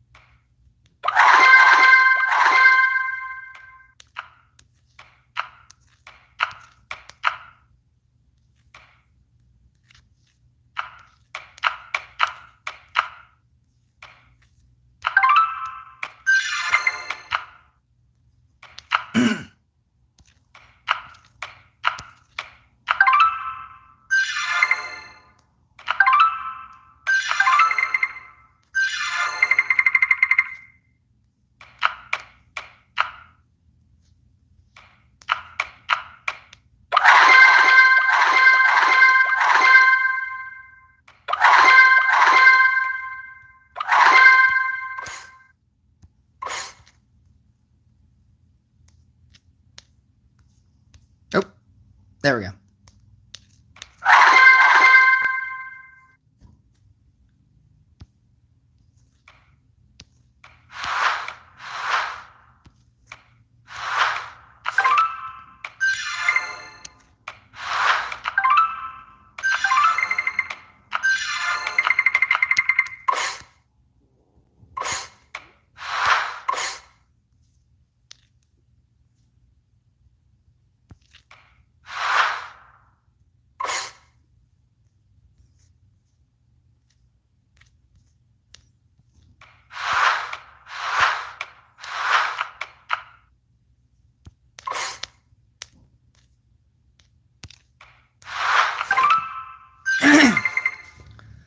I think they moved the amount of effort required to get a good deck together, and with the increasing level caps and changes to heroes have messed several people over in terms of what they focused.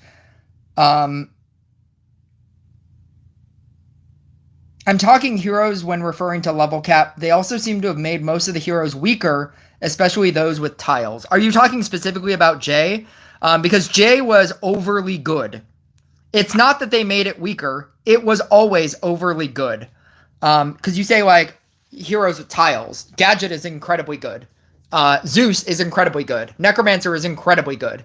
So I'm assuming that when you're talking about heroes with tiles being weaker, you're talking specifically about Jay. But Jay was just overly good for no reason. It's like if you said that Sharpshooter, they made it weaker. It's like, yes, because Sharpshooter was overly good for no reason. Commons, epics, and rares should feel like commons, epics, and rares. They should feel like a legendary card should feel like a legendary card. When you're choosing to run Jay over a gadget, that's bad. That's bad for, like, building. If you're choosing to run a gadget over a Zeus, that's also bad, because a legendary hero should feel like a legendary hero. The thing about, like, what do you mean the amount of effort required to get a good deck together? That effort has always been there. That's what the game is. And it's all about that. Why is this not free to play friendly? What does free to play friendly mean then?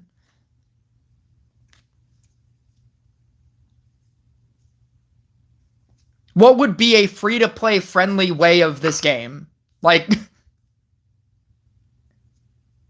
everything in this game is time. Like when you start the game, and you know, like you have a level 1 captain and your opponent has a level 5 captain, is that person pay to win because he has a level 5 captain?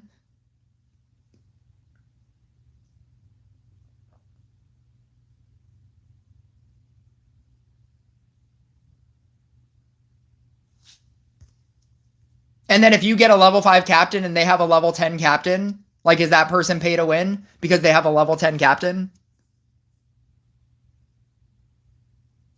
And if you have a level 100 captain and they have a level 100 J, is that other person now pay to win because he has a level 100 J and you only have a captain? Like, this is just going to progress forever. Like, saying somebody is better than you or somebody has more things than you and you have lesser things, that doesn't make the game pay to win. Because when you get there, you are not, you don't consider yourself pay to win. You just now have those things. And you will still lose. You will still lose to somebody else.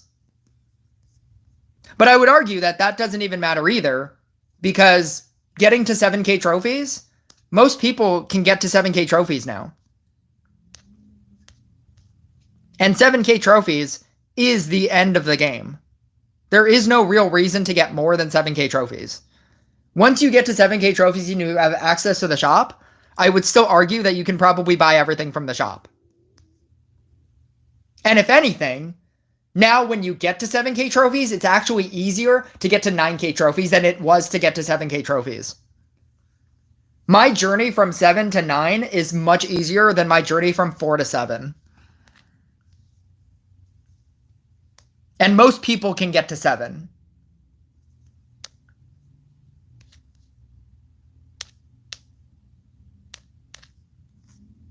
In case you thought I was done. Nope. No, I am not. I'll never be done. I will never be done with this.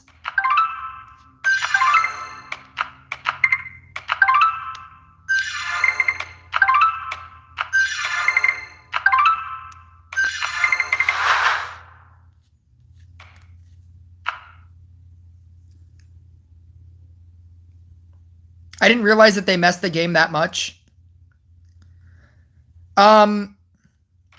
With it being crit-based and not trophy-based matchmaking, with it being crit-based matchmaking, people with like 1,000 crit can get to 7K trophies.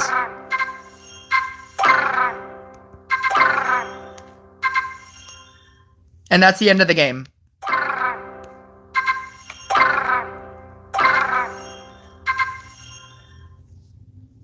I don't know why they're allergic to money, but if they wanted to make the game more pay to win, they would change it back to trophy-based matchmaking, where you could fight anybody at any level if they were near your trophy level.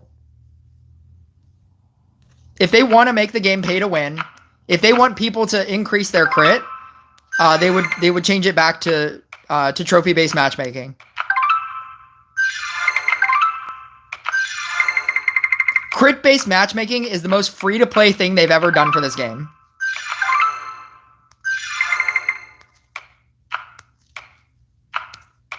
And I hate it.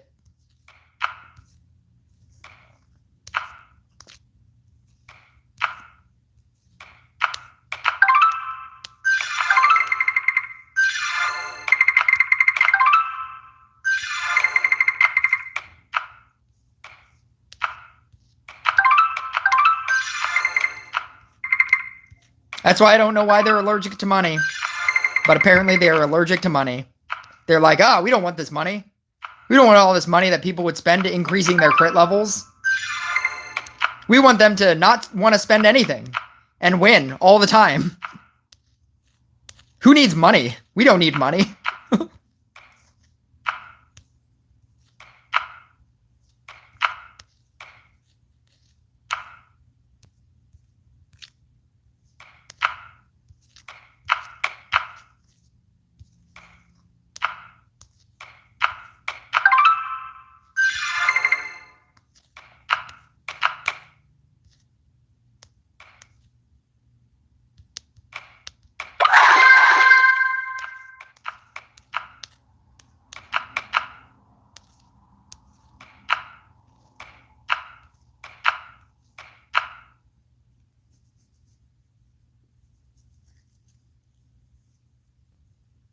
They have content creators dumping thousands in their laps. Maybe in a short term. But then what?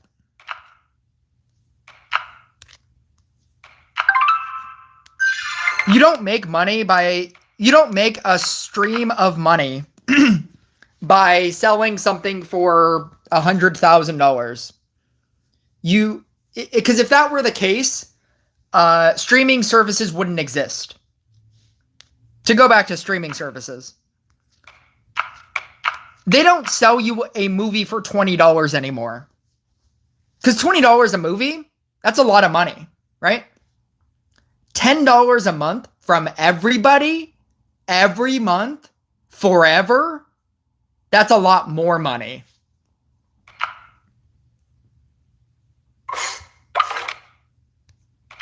They might make a lot of money from like random people buying, a Treant for $2,000 or whatever. I don't know, $1,000, right? Or, spending a $1,350 for a legendary hero, right? But not everybody's doing that. You know what everybody's doing? They're paying for the season pass. Somebody said a long time ago that you can either sell something to make $1 million. It's easy. You can either sell one thing for $1 million or sell 1 million things for $1. That's it. So you can have like a giant quantity. You can blame this on, oh, the streamers, the content creators are spending thousands of dollars. That's not where they're making their money. They're making their money that 30,000 of the player base are spending $10 a month. It's not because A-Friend Gaming spent $2,000 on a Phoenix. You know, like that's not where they're making their money. They're making their money on every single person spending money on a season pass.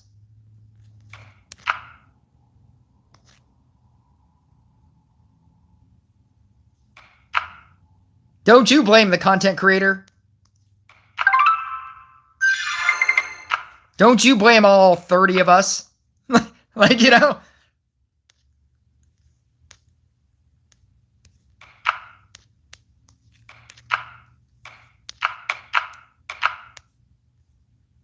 Blame the thousands and upon thousands of people buying season passes.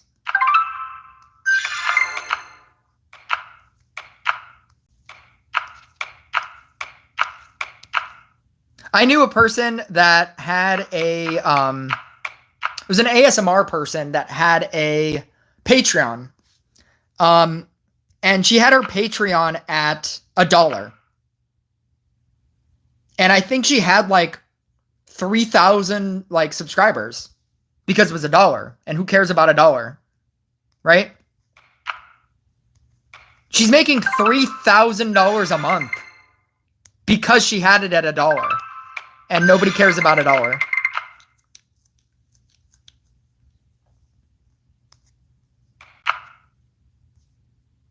You don't make money by, oh, my Patreon is $30, you know, and all the rich people are paying for it, right? You set a price that's low, and if you have more people buying that thing, then you will make that on everybody.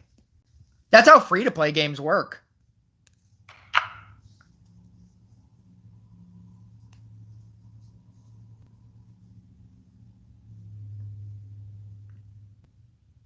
I had to create a project for school on a product and chose a game with a season pass thing and very much underestimated the amount of money it brought in. Yeah, it's the majority of it because it is a constant stream of money. When they have to create an event unit, they have to create an event unit. They have to pay people to do that. If they wanted to stop creating event units for the rest of the game, if they chose to stop creating new units, this game would continuously generate money anyway because of people buying the season pass. They wouldn't need to pay a new art team. They wouldn't need to pay a salary to people, you know, like creating the coding for a new event. They could also eliminate those costs of doing that. And they could just leave the game up and just do a new season pass once per month. And that would generate so much money for them. So you saying like, oh, all those content creators making money for them. Like, no. You're making money for them.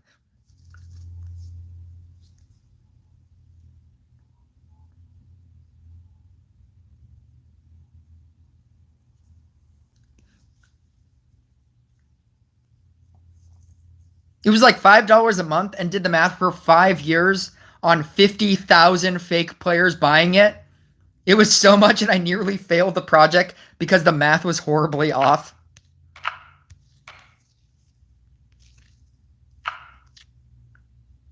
How do you fail math? How do you fail that math? I could do that math right now on a calculator.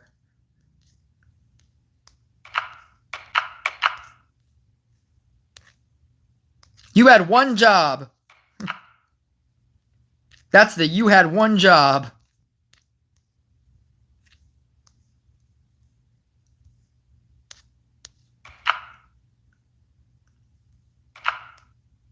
Oh, that is 5.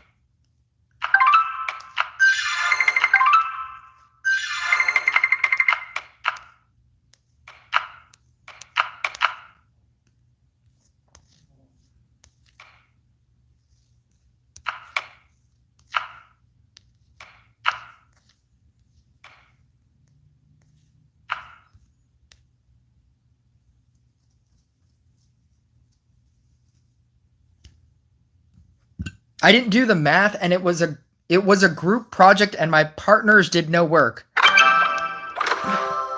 If you didn't do the math, then who did? If your partners did no work. None of this makes sense. None of this adds up. Yeah? Yeah? Yeah?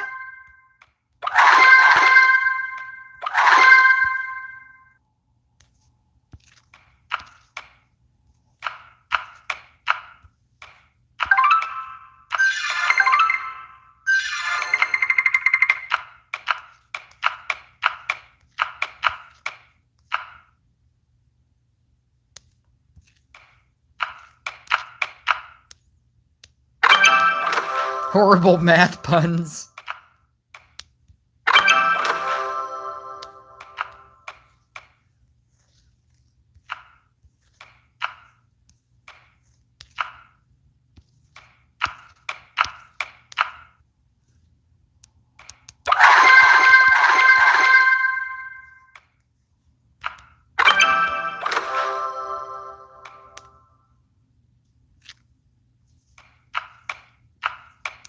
Oh, no, why didn't I? Goes over there. Oh, that's already 5. Oh, that's already 5. Here we go. No, that's 4. 5. Ooh.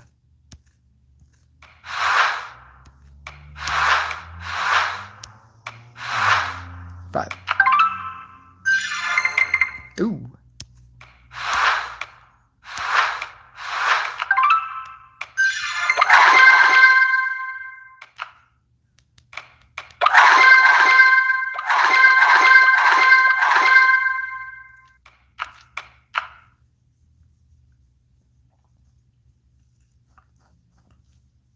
The project was half your grade and you didn't take it more seriously.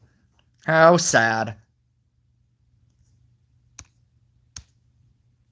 I get that it's a group project, but if you fail because your group decided to do nothing and you did nothing about it, it's also kind of your fault.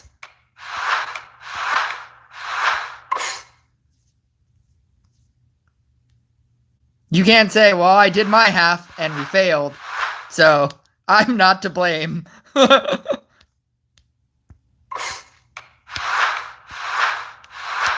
Because you still failed. Because it was a group project. That's the whole point. Well, I did everything I could, so we failed and we failed anyway. Oh well.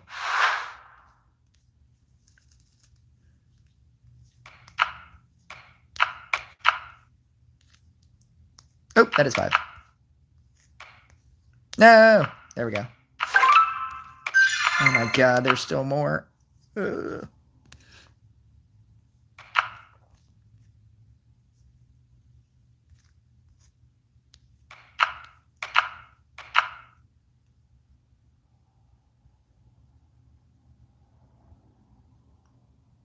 Did you read the last thing that you said? I nearly cried out of fear of failing. Next sentence. I have ADHD, so fear of consequences aren't really a thing. Apparently they are. Apparently they might be.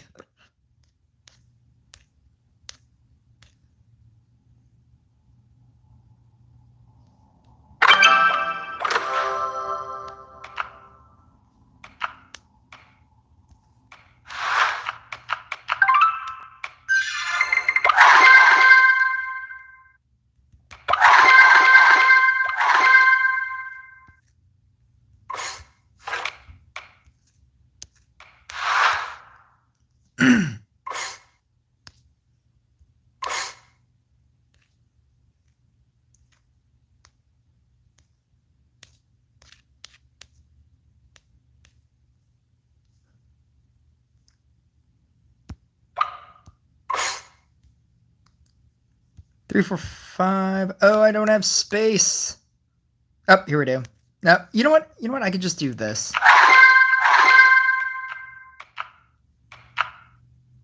I could just do this. Okay. 1, 2, 3, 4. Oh. 4, 5, 4, 5. Nope.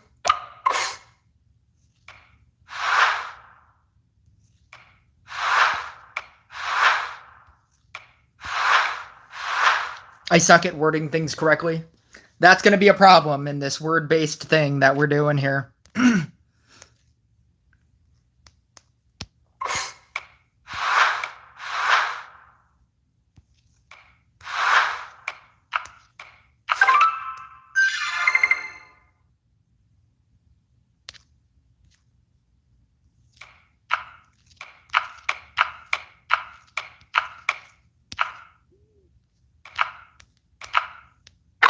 Oh, no.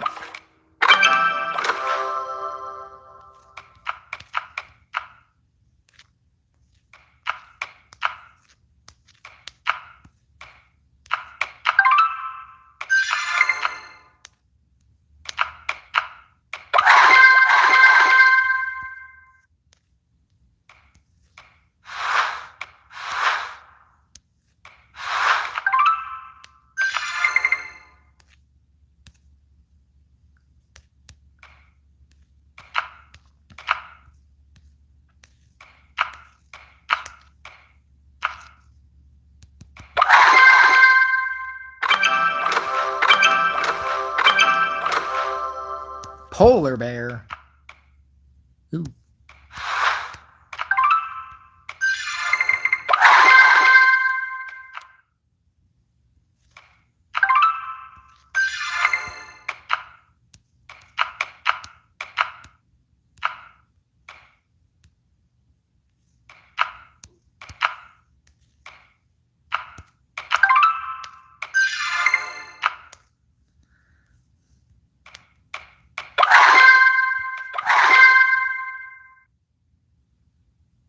My only language that I'm fluent enough to speak in is English. I'm not fluent enough to speak in sarcasm.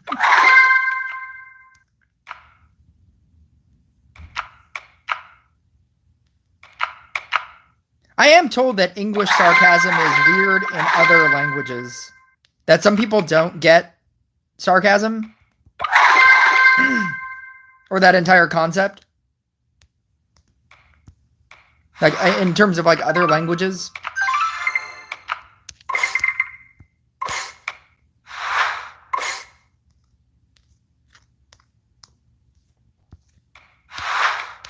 That doesn't translate over. And it's a weird world to live in.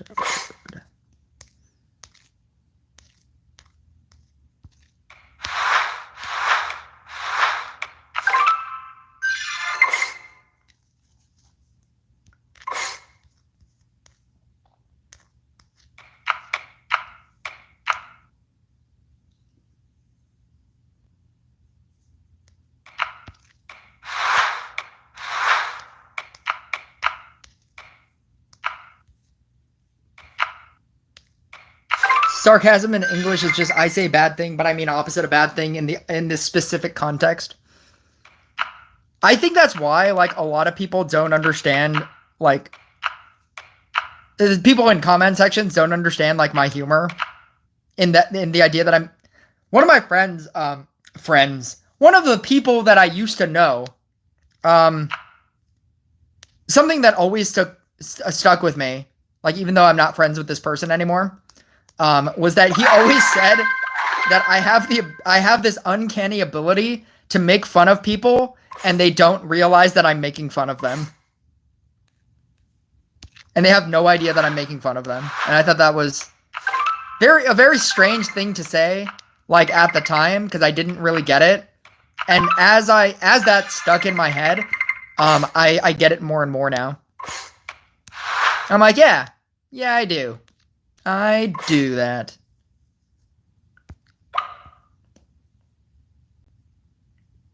Somebody I used to know the song. You know what's funny? Gautier never did another song. There was no other song that I know by Gautier. I don't even know if they have a CD. Or if they just dropped the one song and then disappeared. Like they just like released a single. But they got so popular off of that one song and then just disappeared.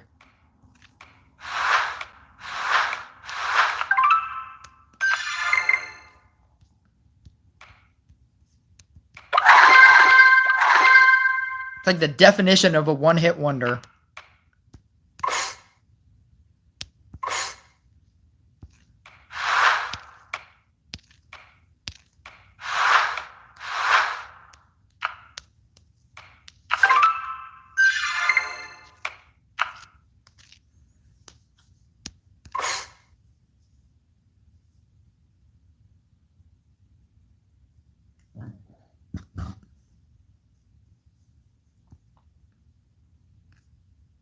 Online, you can't convey tone, so satire and sarcasm just don't work without tone tags. Oh no, I don't even do it like that. I don't say things like I'm being sarcastic. That feels too obvious. Like Demon Hunter is the best.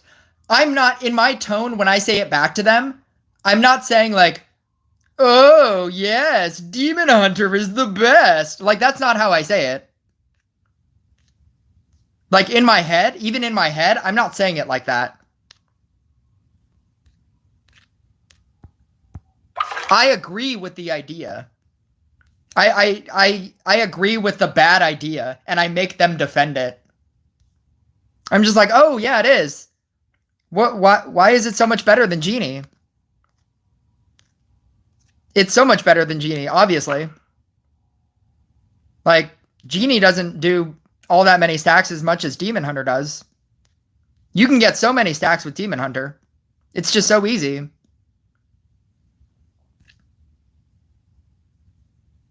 And it definitely doesn't have more power than Demon Hunter.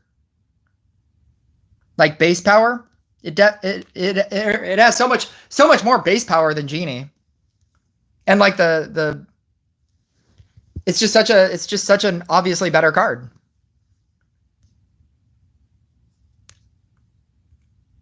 I see it all the time. Everybody at high levels, they play Demon Hunter all the time. They have all the cards and can play anything, and they always choose Demon Hunter to play. Because it's so good. It's obviously so good. I don't know why you would play anything else. Everything just sucks compared to Demon Hunter. I don't know why they make all these event units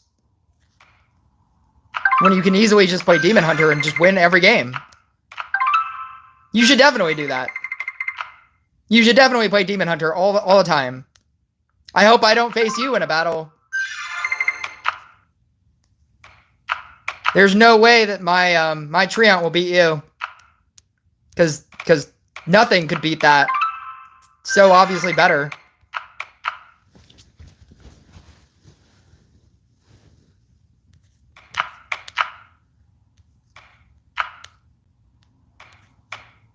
That's a comment thread that I would have with somebody.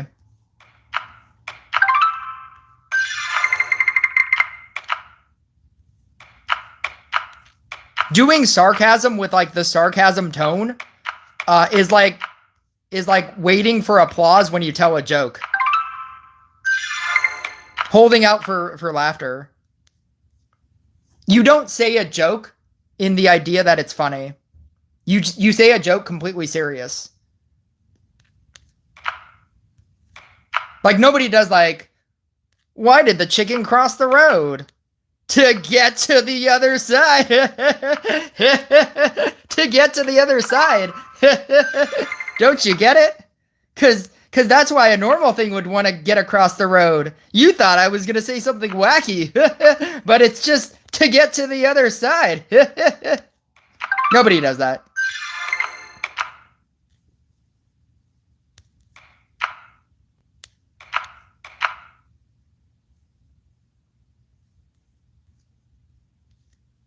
Or you shouldn't do that. I'm not going to say nobody does that. I'm sure bad people do that.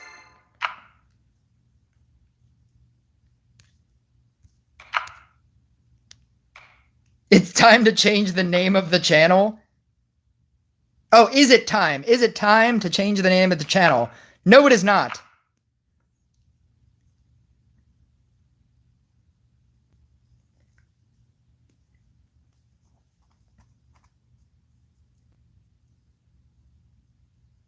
Oh, I do like that that variation of the punchline. To get to the others, to get to the idiot's house. Knock knock. Who's there? The chicken.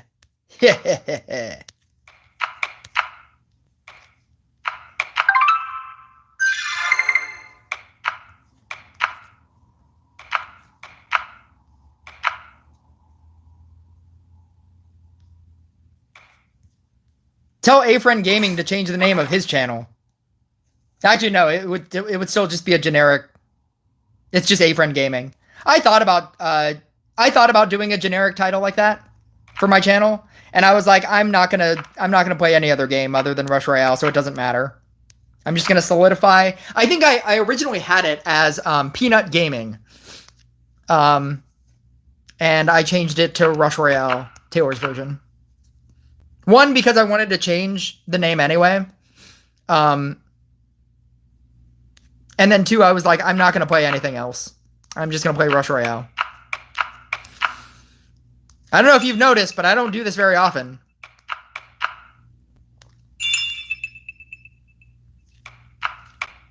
And I'm not doing this, like I said before, and I understand that you were not here. I'm not doing this because I hate Rush Royale. Like a lot of other people. I'm just doing this because I just wanted to stream. And I thought maybe I could use this as like a Q&A or just an informal thing. Something that I don't have to say like, hey, play co-op with me so I can catch up with chat. Because I hate doing it. I hate not being able to answer a lot of people's questions. And having to force somebody to play co-op with me. And then all of a sudden that's boring for people who want to see me play like PvP. But I'm doing it so that I can answer questions. So it's like this weird like double-edged sword.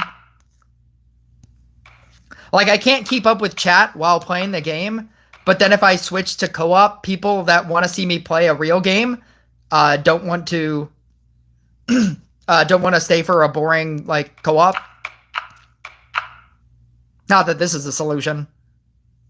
It might be a solution. Maybe. I don't know. Who knows?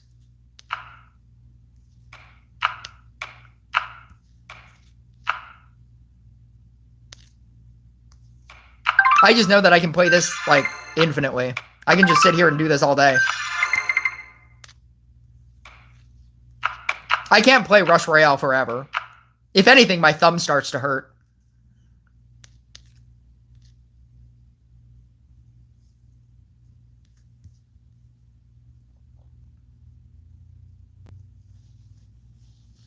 Demon Hunter players, two brain cells fighting for second place. I've played like really high-end level Demon Hunters and they still lose.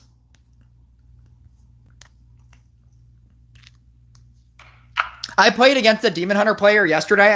I almost made it a video. The person's name was Stevo, and I was convinced that it might be Steven Stanton, and that would have made my life. I would have been like, I officially peaked in this game. I played against the Steven Stanton. I thought about it. I thought about making it a video. I was like, is this the Steven Stanton? The famed Steven Stanton? The world-renowned Steven Stanton? It might have been. I don't know what his in-game name is. It could be Stevo.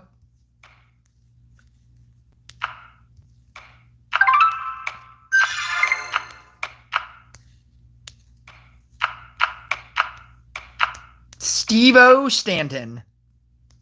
Good old Steve-O Stanton.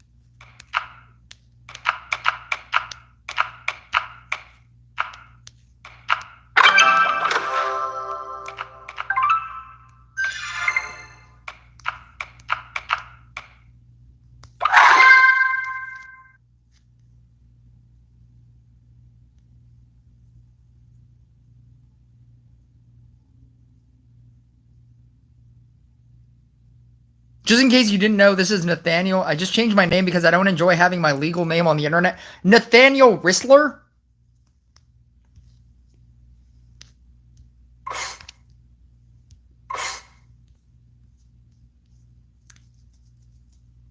Do I remember that correctly?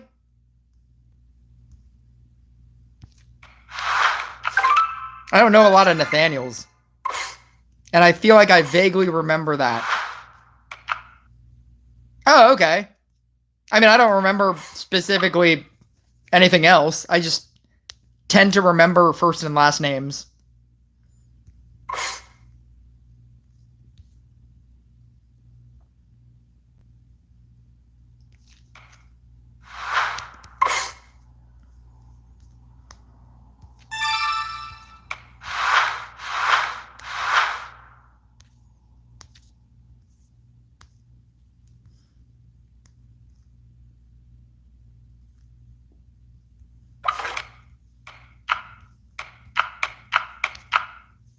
I would have never known, nor would I have treated you any differently.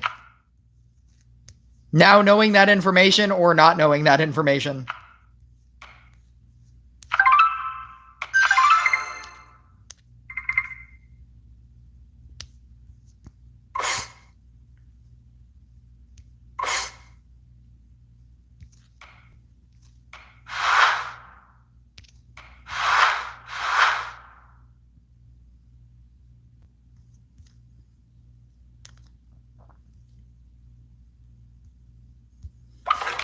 Ugh.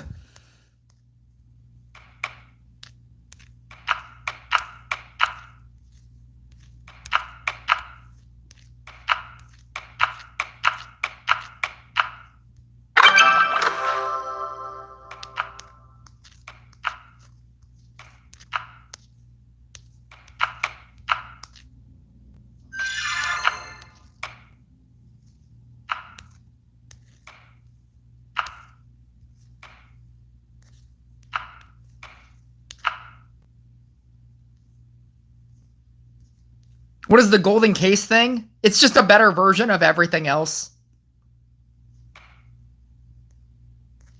There's different tiered, like, so this one has common creatures.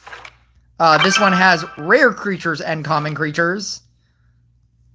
This one has rare creatures, common creatures, and legendary creatures. 2 to 4 legendary creatures. And the golden case is the best one. 5 legendary creatures, 8 rare creatures, and 10 common creatures. I have no specific reason for not wanting to open those.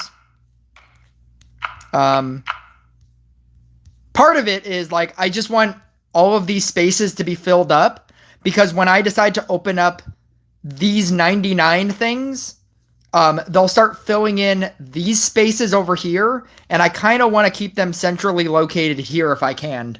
It's just easier to deal with because they're all in the same. They're all in the same place.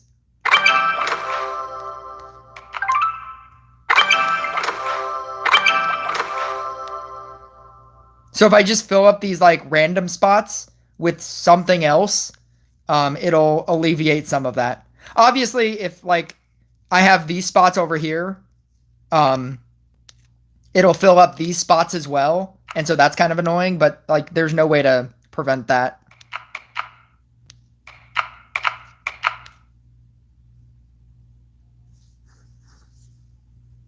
You are a dragon, you're enjoying your horde. Have you seen this? Did I show you this? All of these have 99 plus things in them. I just don't play this mode very often. And I felt like if I ever wanted to do like an infinite stream, like just some really long, dumb stream, I could do this. I could just do this forever. How long has it been? It's been 3 hours. Like, time just, like, escapes me whenever I do this. Because it feels like I've both done a lot and not done enough. And that's why I have the ability to just waste my entire day away doing this. I'm just like, I just need to do a little bit more. I just need to open up these. You know what? I could pop one of these.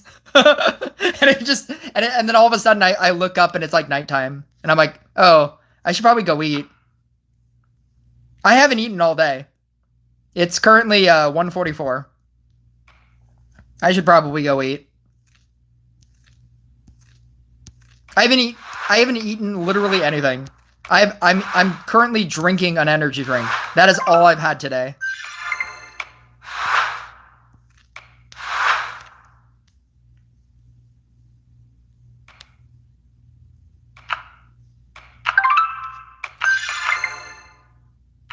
Oh, that's a camel.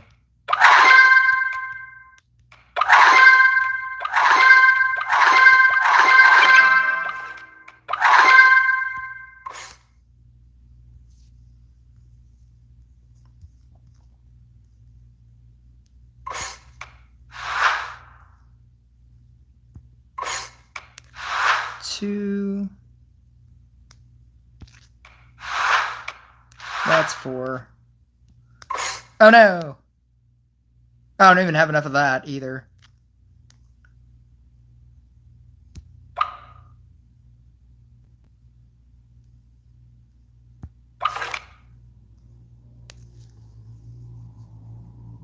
You're in my time zone. You should definitely go eat something. I should.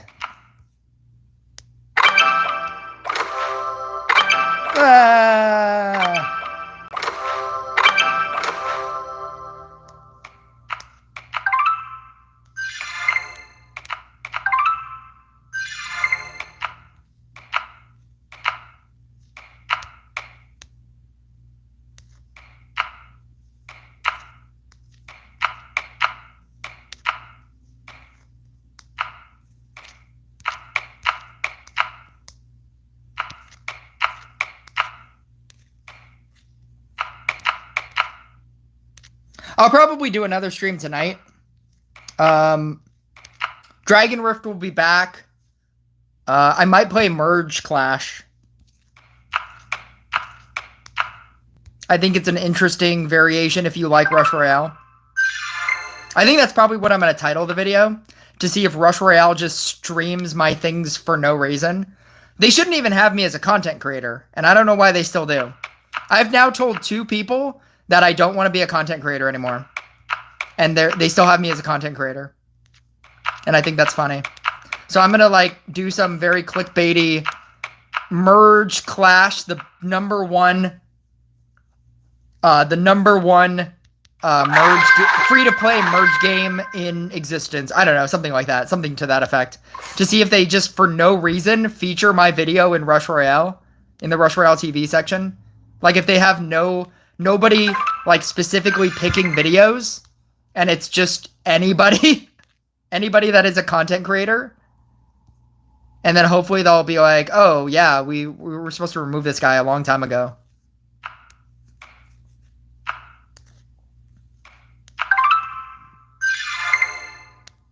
Merge Clash. It's basically the same thing. The graphics are worse. That's the one thing that Rush Royale has. It like A-Friend Gaming said it before. That like the team that does all the art for Rush Royale, it's great. And it has the potential to be a great game. And they just choose to do random things. They've gotten too big for themselves.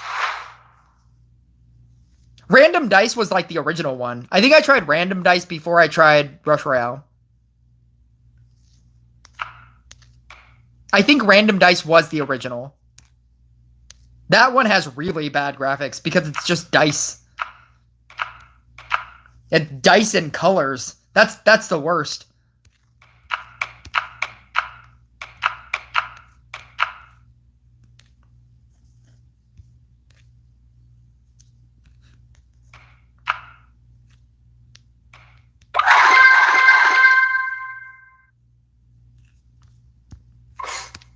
I miss Street Brawlers, which was the actual like clone of Rush Royale. Rush Royale, the company, made Street Brawlers, and it was literally just the same game. And then they were like, actually, why do we have this? And then they just canceled it. Because it was literally the same game, but like pre-patch. It was like it was like they had things. They had like a bombardier and it stunned bosses. That it was just the same game, but like from previous patches ago. It was so funny. Made by the same studio, same company. It was literally they literally just copied their own game.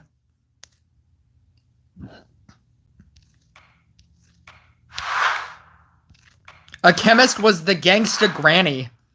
And she threw like flower pots. I love that game. It was so funny.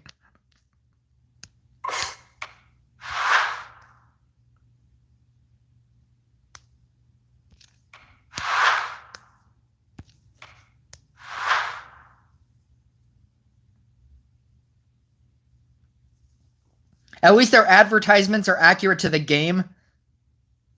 That's where they stand. Classic, but Rush Royale classic.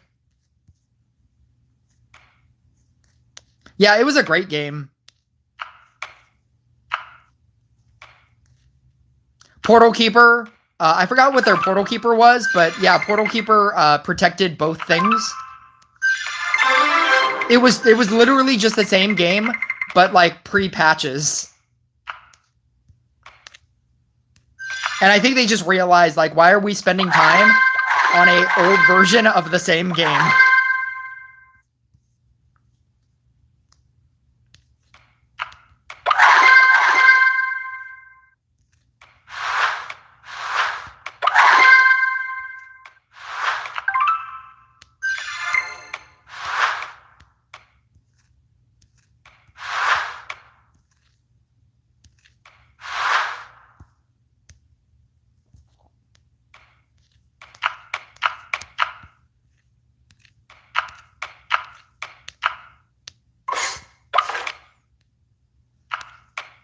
No, damn it.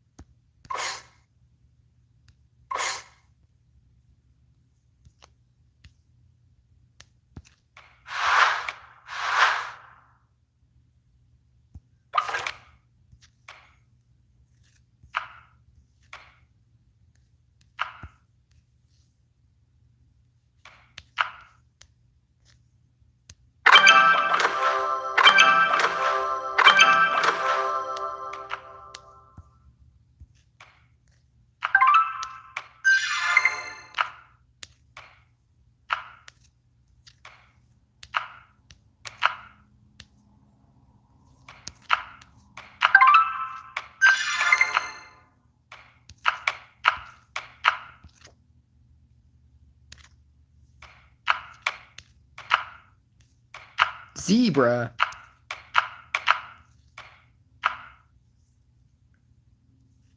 You cannot merge the chests to get higher quality chests. But even if you could, I don't think I would. Because even if you get higher quality chests, you get less things. Actually, no, maybe that would be the best move. But no, you can't do that.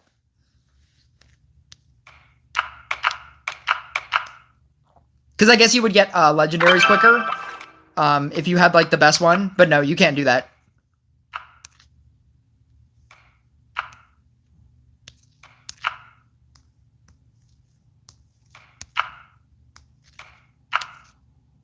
Yeah, I guess the rate of a whole lot of commons is not really going to help you if you just could get legendaries.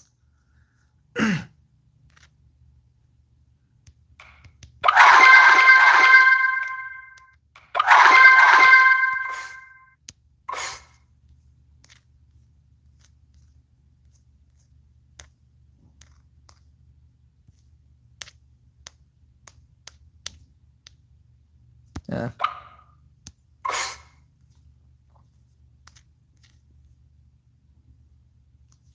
Three, four. There's some random fifth one. Oh, there is a random fifth one.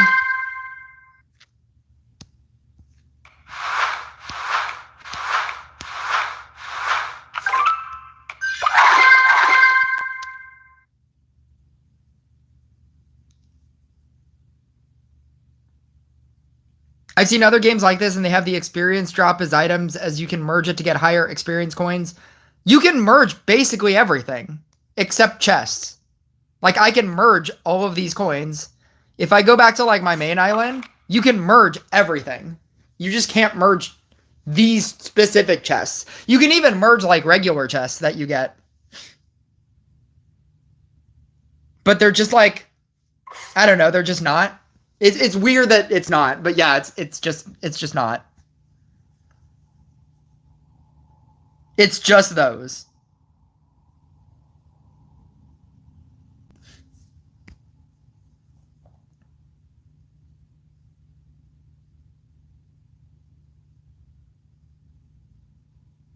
It doesn't normally take this long. Oh, there we go. Yeah, like, I guess you can't merge these. These are also, like, individual, like, special chests.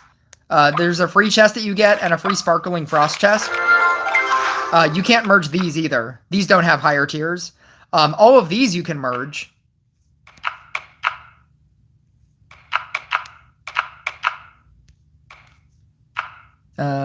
Like that.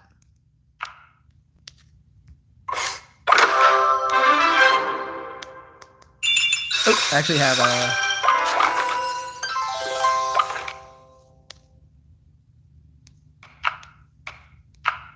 I need to get rid of some of this. Oh, 5.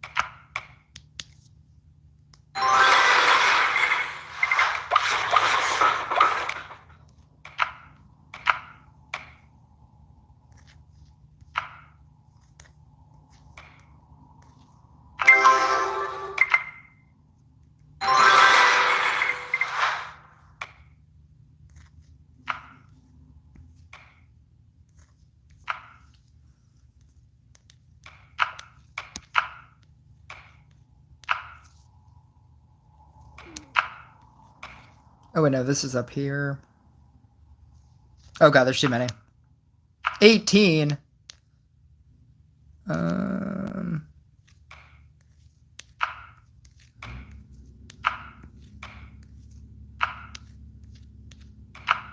14.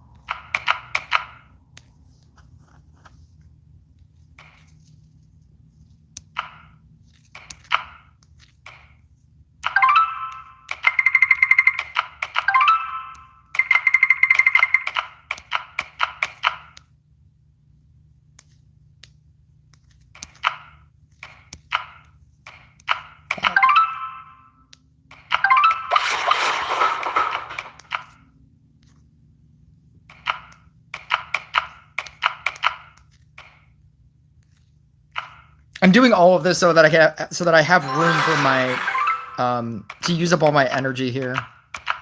Because I still have this 840 chopping obstacles thing.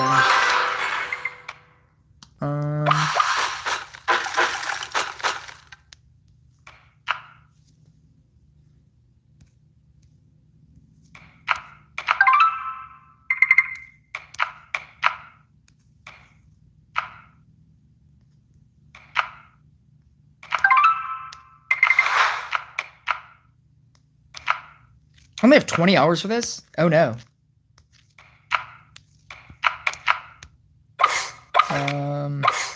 Where am I on this? Oh, I'm almost done. Okay.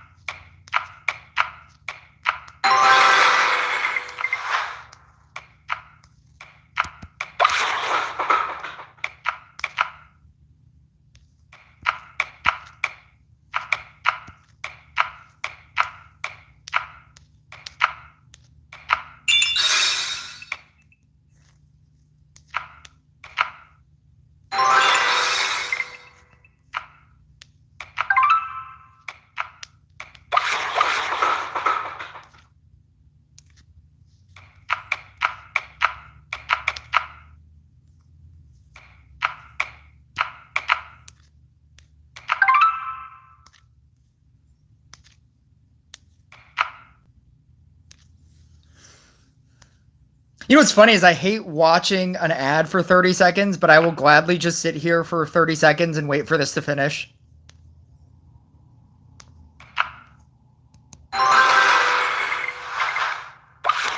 Because even though these are like minute timers, you can skip the last 30 seconds. And so it essentially becomes a 30-second ad.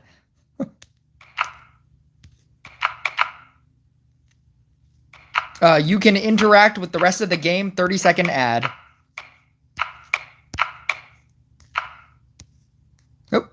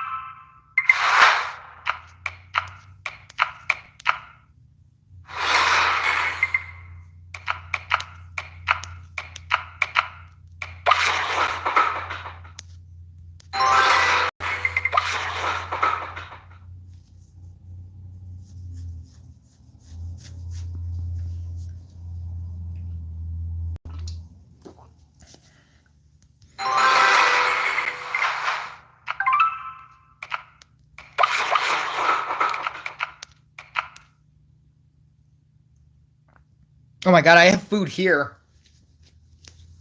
I don't need to leave at all. I might not leave.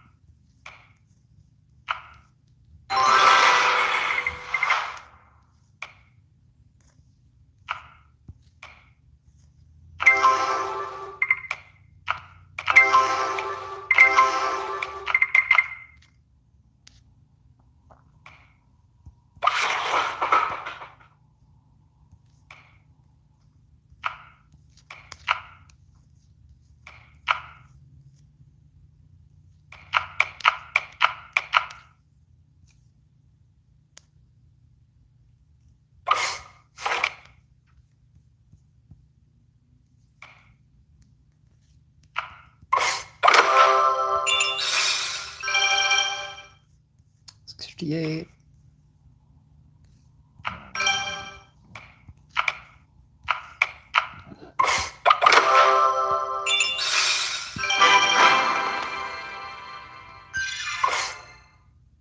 Bam.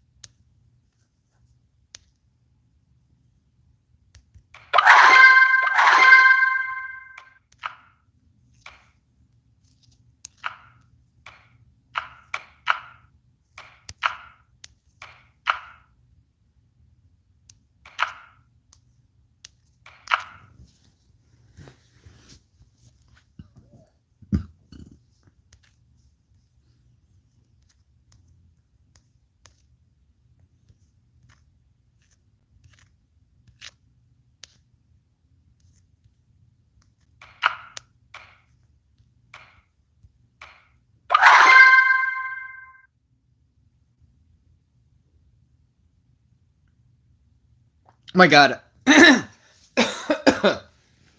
don't think I've talked for like an hour. Do you ever do voice chat in Discord? I've never done that. I know Polo Tries Hard always does that.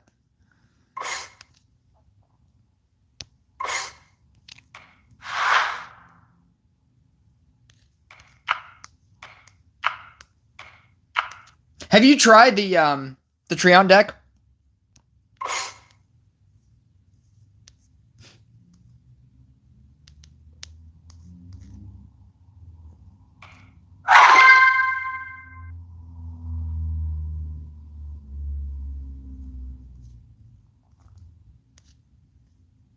As long as the people you're with are trustworthy.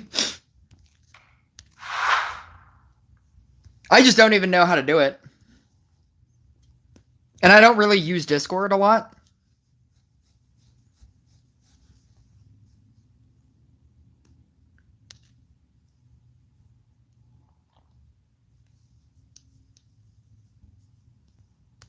I was almost about to end this because I have to eat. Some people use TOS, Terms of Service, to get you banned out of spite.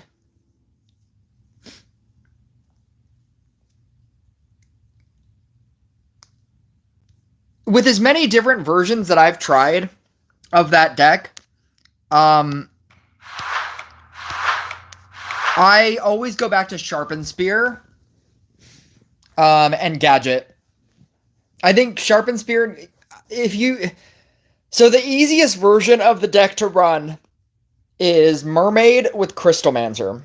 The better deck is Gadget and Trapper, but it's much harder.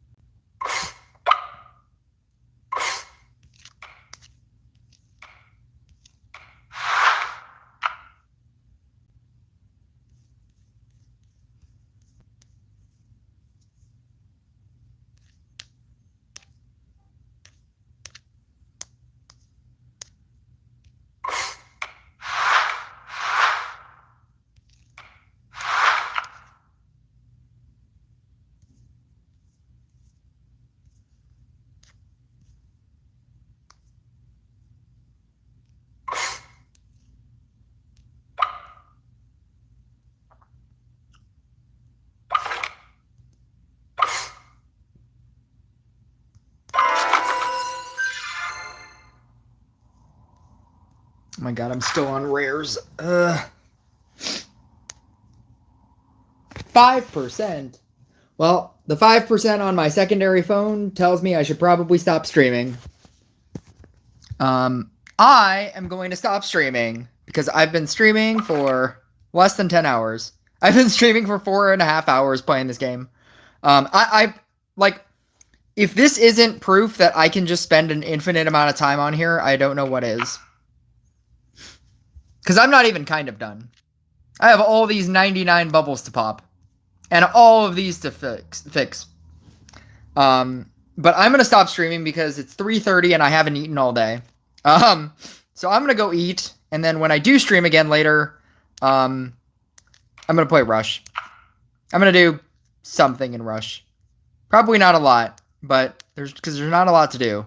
But something. Anyway. To everybody who somehow made it through 4.5 hours, which nobody did, goodbye, and I will talk to you guys soon.